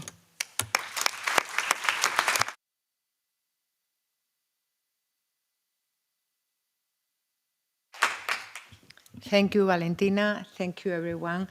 I am sorry because I arrived late, sorry, but it's very important for me to share with you all the conclusion, all your work, and all your experience. I'm going to speak in Spanish because it's more easy for me. If you can put the translation. Dear colleagues, I feel at home today. I feel that I'm working together with those that were with me from the beginning. As you know, I also worked for the civil society. I worked at an organization that has been active since 1979 to welcome migrants and refugees to Spain that had just arrived in Spain. And I still feel like an activist, but an activist that is involved in politics. So I'm still there, hand in hand with you, working with migrants and refugees. And today we close this conference with something that is very clear to us. Over the last 10 years, search and rescue organizations have upheld Europe's most humane border. The border that has defined Europe has been dehumanized. While European governments were building walls, you were reaching out, you were building bridges. While governments were closing borders, you were defending lives And this is something we'd like to thank you for. Over this decade, nearly 33,000 people have lost their lives in the Mediterranean. And you have been able to rescue more than 175,000 lives. We have seen how more than 10 people were dying every day in the waters surrounding Europe. 10 people who certainly did not die by accidents, but because of deliberate deaths caused by deliberate policies, necro policies that deny legal and safe routes. And they have turned the sea into a mass grave. If there are not many more deaths today, it is thanks to the tireless work of all of the rescue NGOs, all of you present here today.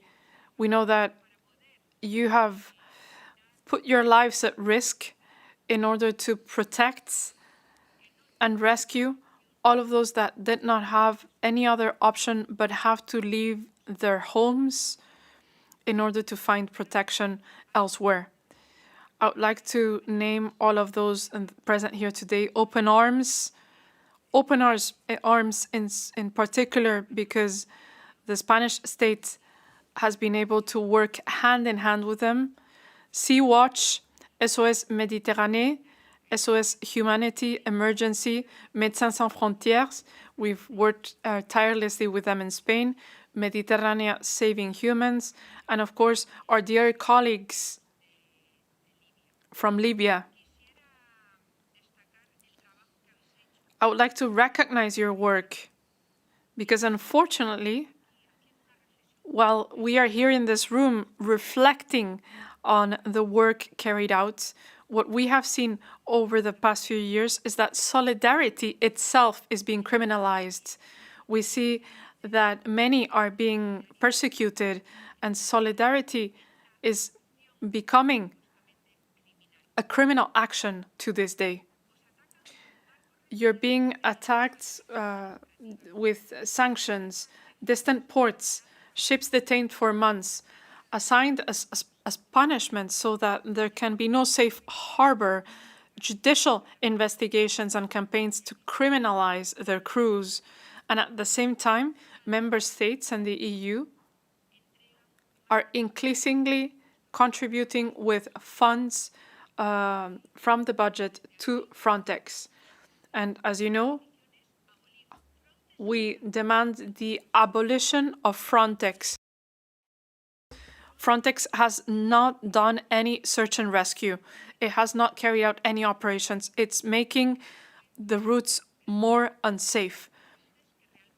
There are serious accusations pending over Frontex that should be taken into account. We see that borders are externalized. People's lives are being put at risk. They are cooperating with the Libyan and Tunisian coast guards who return migrants to places where human rights are systematically violated.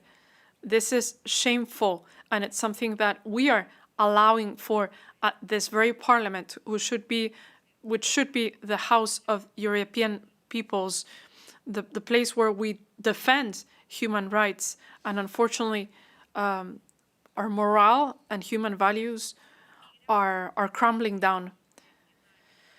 I know that you're fully aware of this, but migrating is not a crime. And receiving protection cannot be a privilege to the very few that are receiving funds in order to buy property. Leaving our neighbors without a home so that they can have a golden visa. Migration is a right. Human mobility needs to be a fundamental right with all of the necessary guarantees. It is very serious that this parliament is discussing a new facilitation directive, which will remove the humanitarian clause and further criminalize migrants, search and rescue operations, and humanitarian help. Saving lives can now become a crime. Solidarity could become suspicious. Acting with conscience of or empathy could lead to prosecution. We won't allow for this. We cannot allow for this to happen, and we must continue to move forward so that Europe once again becomes a place for rights and solidarity and not a bunker of hatred and exclusion. Rescue organizations have made their demands very clear for a long time. Immediate access to safe port, removal of administrative obstacles, an end to cooperation with third countries that violate human rights, and that the EU assumes its responsibility by creating a humanitarian SAR mission that puts people's lives at the center, not other interests. I would also like to thank the courage of our colleagues from refugees in Libya. I am fully aware of how difficult it is to work there, how difficult the path has been for all of you. And so from Europe, we must support these people in a particular way because they're putting their lives at risk in the name of more humane policies, more humane migratory policies. The trip to Libya is a road to hell. We're fully aware of what all of you are going through. Your courage, your suffering, your strength, and the fact that you continue to fight shows that behind all of the numbers, we have people, we have lives. It's not just about numbers. So thank you very much for continuing to advance in the name of dignity, in the name of freedom, and a more decent Europe. In the name of dignity in Europe.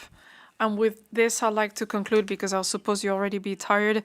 If in Europe, to help and to show solidarity will become a crime, then decency will become resistance. And we will be there. Cecilia and I will continue to resist.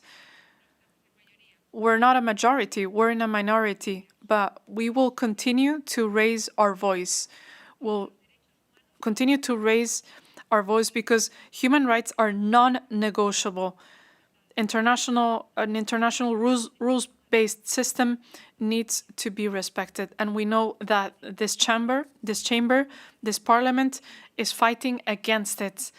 The extreme right does not believe in Europe, and its only intention is to empty Europe from its rights, to take its rights from Europe.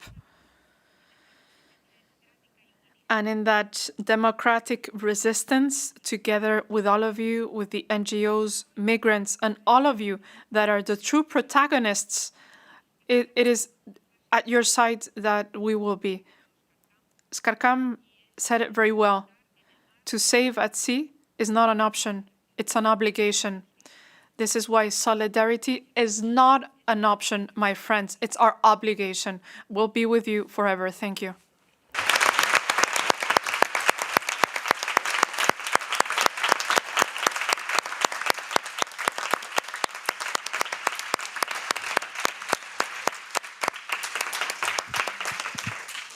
Pues damos por... Ah, no, se abre el turno de palabra, ¿verdad? Perdón. We have a final exchange for any questions or comments.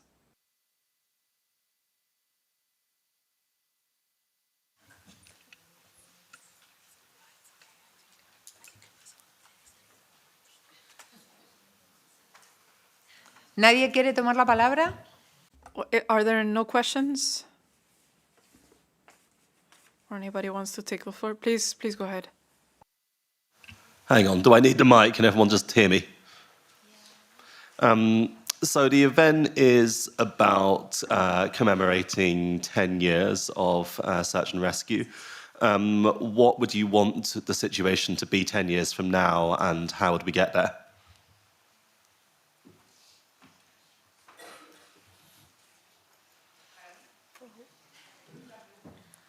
Sorry? For anyone on the panel.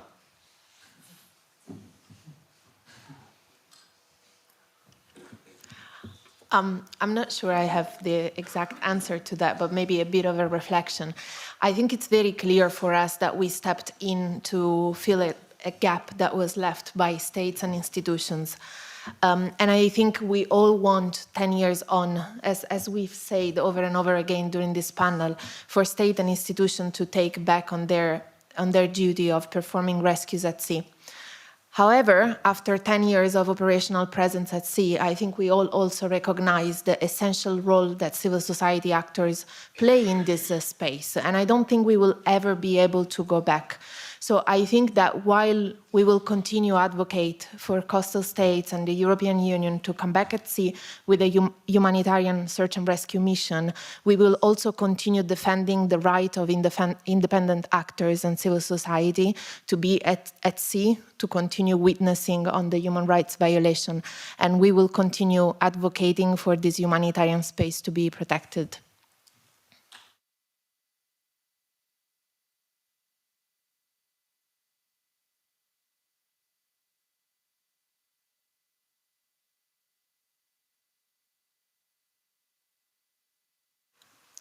Okay. Hello. Thank you very much, first of all. It was extremely informative in a way. Not necessarily positive, but that's the reality. And indeed, my question is, how can we assure that there's any positive coming? So how can we make our institutions accountable? Because we talked about some things we could do, like, okay, gather like a lot of people and put pressure, but then unfortunately there's less and less people that really care about migration from a humane point of view. So like, how can we really make our institutions accountable, hold them accountable again for sort of respecting the law?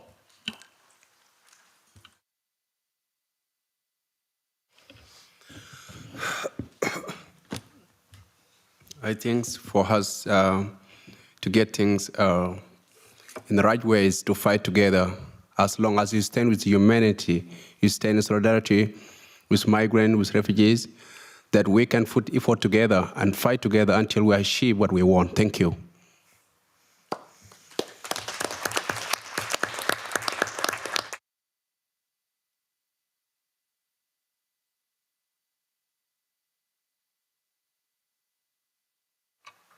Thank you. My name is Linda, and I'm from the UN Human Rights Office here in Brussels. I mean, it's interesting, and thanks a lot to all of you for, your efforts and your commitment and your testimonies. And we are, as you know, it was mentioned also, an ally of these efforts through advocacy, through monitoring, reporting. The fact-finding mission in Libya, the work we do in Tunisia. I mean, we have a high commissioner that speaks out to the extent he can in various fora. And we do engage with policymakers. I have the impression, though, that this discussion needs to also be brought out of the institutions and to the population, because I have the feeling that without a shift, we're trying also to work on narratives, and with the limited means that we also actually have at this moment, trying to do campaigns and so on, but it's not enough, and we are also probably not in the right position to do so. Really to try and gather public support for the cause and for the work you do. And it's a question also to you, what are you facing, when working on the ground? How is the population sort of engaging with you, if at all? Do you see the solidarity as a sort of a common movement that we can build on? Because I'm afraid that without that, at this moment in time and this political momentum we're in, we will not get very far anytime soon. So a question for you, and also sort of just to share the office support, your efforts, and commitment to continue supporting it. Thanks.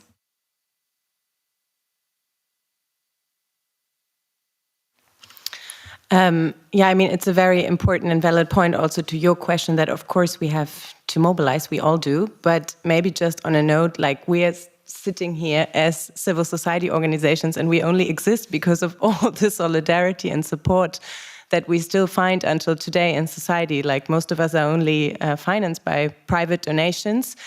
Many people on board our ships, it depends on the different organizations, but are volunteers.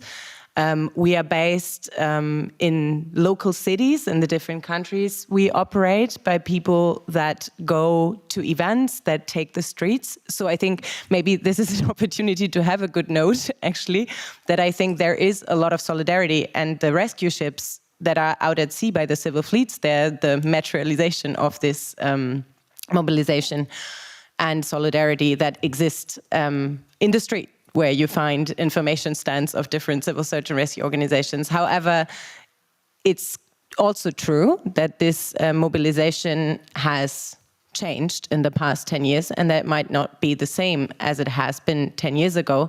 And I think this just gives us this obligation of solidarity, as it has been said before, for each individual to make a choice. And is it like joining a local organization, joining a search and rescue organization, looking around in your neighborhood, that's part of it. But I think we are also here to address that the fact is that also all these efforts that are being made actually by civil society, that is much bigger than who we are sitting here today, that this is often being distorted, diffamated, not being picked up in the institutions and in the media. And I think this is one of the reasons why we are sitting here today, because we need this. We need that the institutions that reflect actually the solidarity that is still there in society.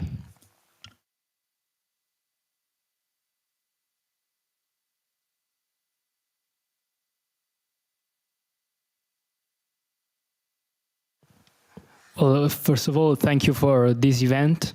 And I would like to ask a question to who is actually doing search and rescue out there.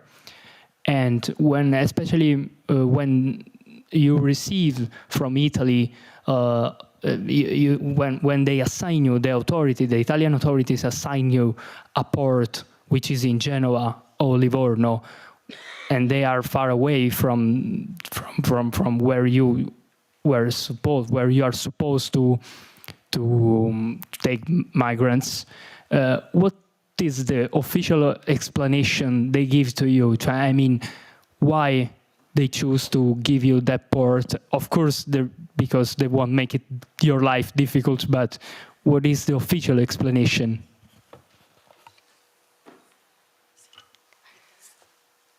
Yeah, thank you so much for this question. We actually brought a court case on this, and we asked the Italian government to give us access to any documentation or any reasoning that justify these allocations through access to information requests. We didn't receive anything, and the case went all the way to the highest instance in the Italian courts, and unfortunately the court agreed and said that the government has discretion, that they have the latest and up-to-date information, that they only have the knowledge about where particular vulnerabilities could be placed in terms of reception capacity, and then they had the knowledge in real time to make that assessment best.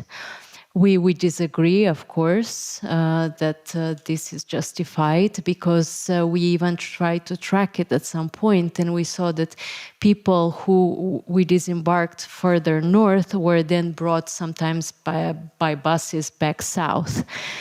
So, of course, the rationale doesn't hold. And until this day, we don't know exactly what is motivating that beyond political decision-making, and of course the motivation to keep us out of the zone of operation, a strategy that's very clear. Clearly, we cannot be in the zone of operation if we're traveling all these kilometers up north. And sorry, just to come in on that too, because we wrote to the Italian government asking exactly this question, and we received a response that on the surface of it engaged with our concerns in an authentic way. So they lay out in their response to our communication what their arguments are for this, and that's a public document, which I'm happy to share with you. And indeed, they make these same comments that Rosita has mentioned about managing migration pressures, particularly in the southern Sicilian ports. something that we don't agree with either.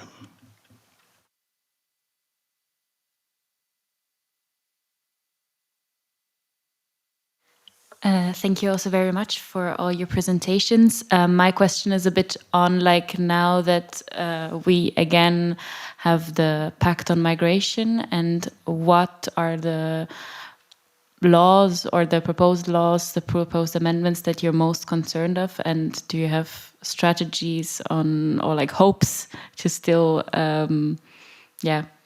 prevent some of them?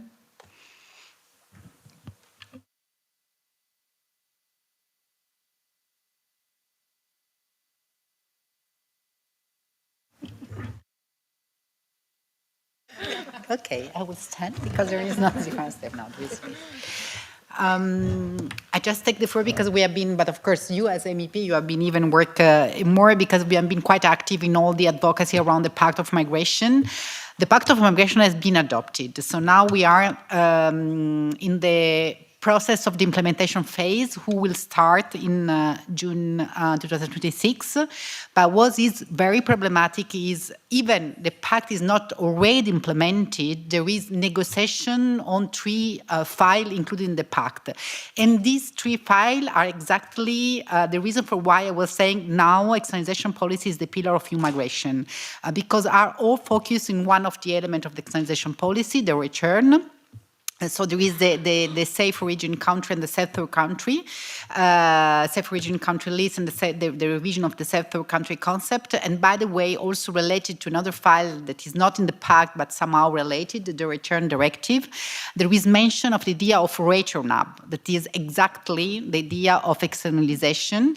And of course, what if we have to summarize 600 pages of legislative file is that the situation will even worsen on what we observe now, because the idea is to go to fast procedure and there will be it will be hard to monitoring human rights violation. And of course, the idea of accelerate all the procedure in the aim of return as fast as possible migrants. And at the same time, they will develop bilateral agreement, as has been several times announced, with the country, as they are doing with Libya, the 2 Libyan authorities, with Tunisia, in order to prevent the departure. So that's the construction. So nothing good coming from the pact, and that will be even worse when that will be put in place and implemented at member states level.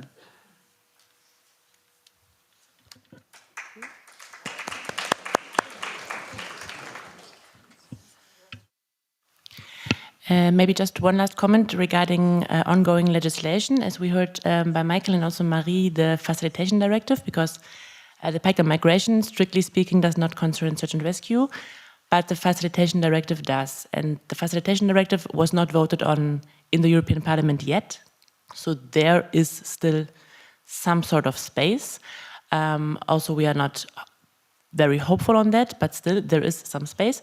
So I think maybe also something you could carry home is maybe to call, like I have a friendly call to some EPP MEPs in order to ensure that humanitarian assistance and people on the move will not be criminalized in the near future. So I think there we can really proactively do something.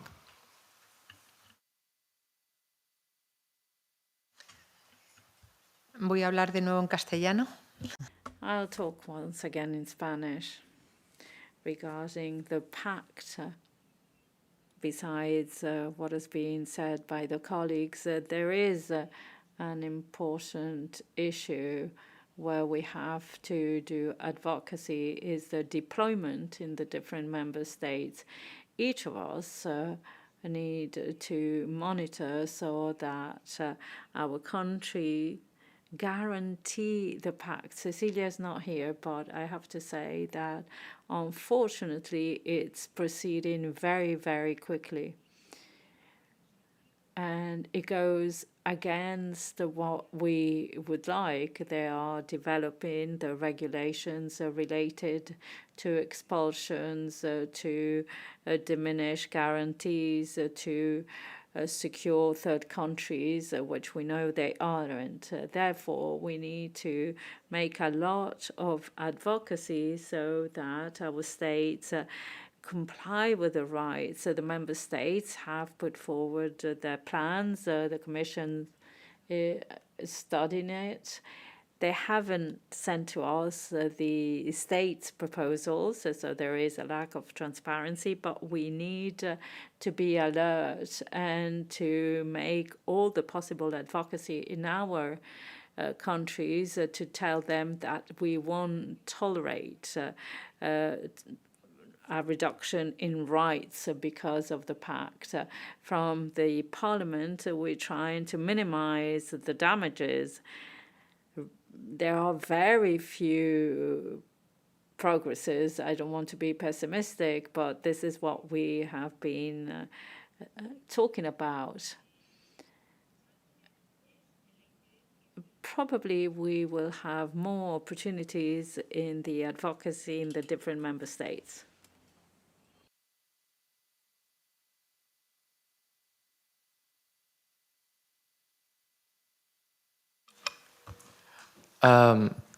Just brings to my curiosity as a Libyan citizen that Libya is actually not one country at all right now. Two different narratives, two different militaries, two different coast guards, two different parliaments and governments in the west, center, and the east.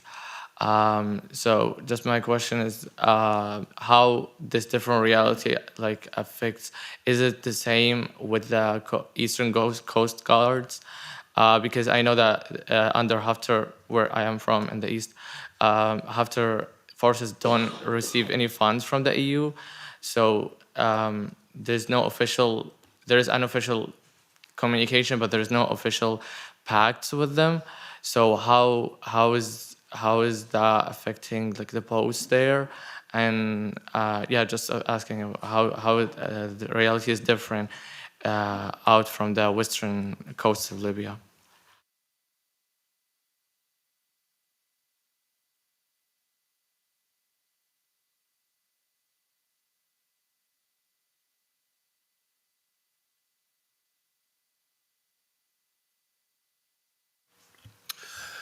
The treatment of migrants in Libya, I would say in the Western Libya is worse than the Eastern Libya. But now, this time, while Sudan is at war, I have seen like Eastern Libya is sending migrants back to Sudan and under places controlled by the rebels and force them to recruit them in the army. So which means now the situation in Libya, whether it is in the east or in the west, is the same. And I'm not really sure if the Eastern Libya is receiving or fund from the Western, I mean from the European Unions, and I feel so like they are, because they came here some week back they were invited here. It means that there is something going on. They are receiving funds. Thank you.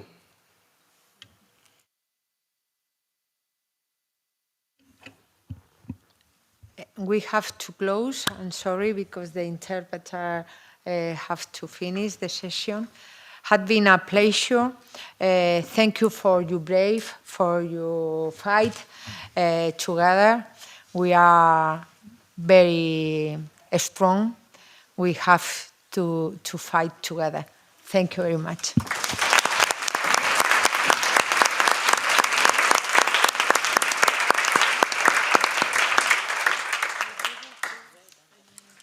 Si os parece que nos hagamos una foto todos juntos aquí, si nos ponemos todos. ¿Sí?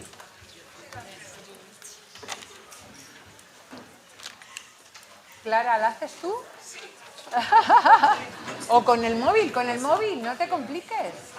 Espera, nos ponemos así y os ponéis todos aquí, mirando hacia allá. Quien quiera ponerse, claro. A picture, please. Together.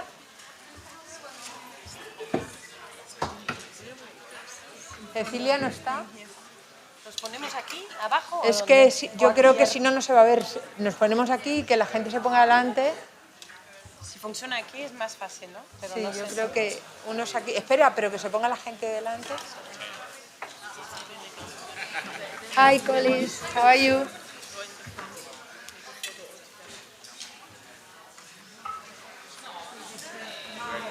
Please, the people who want to take a picture, put here, please. All of us together, maybe we can yeah. All together? That's what I understood. I don't know.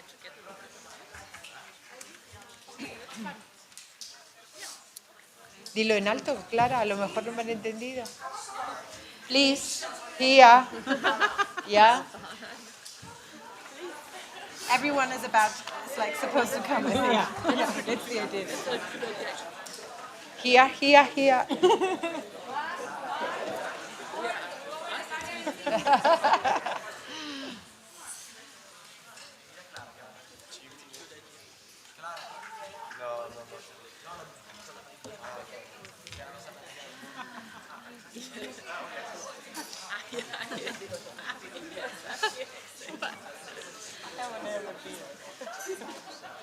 Delante, delante. Gente es tímida. Ya. Sí, normal.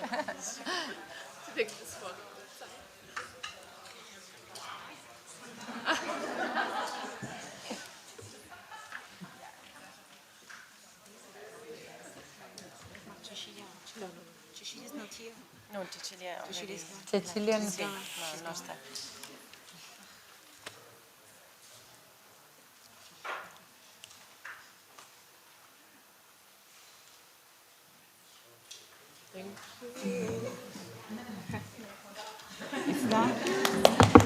No, another one? No. Okay. Thank you very much. No, it's okay. Gracias a vosotras. Gracias. Sorry because my flight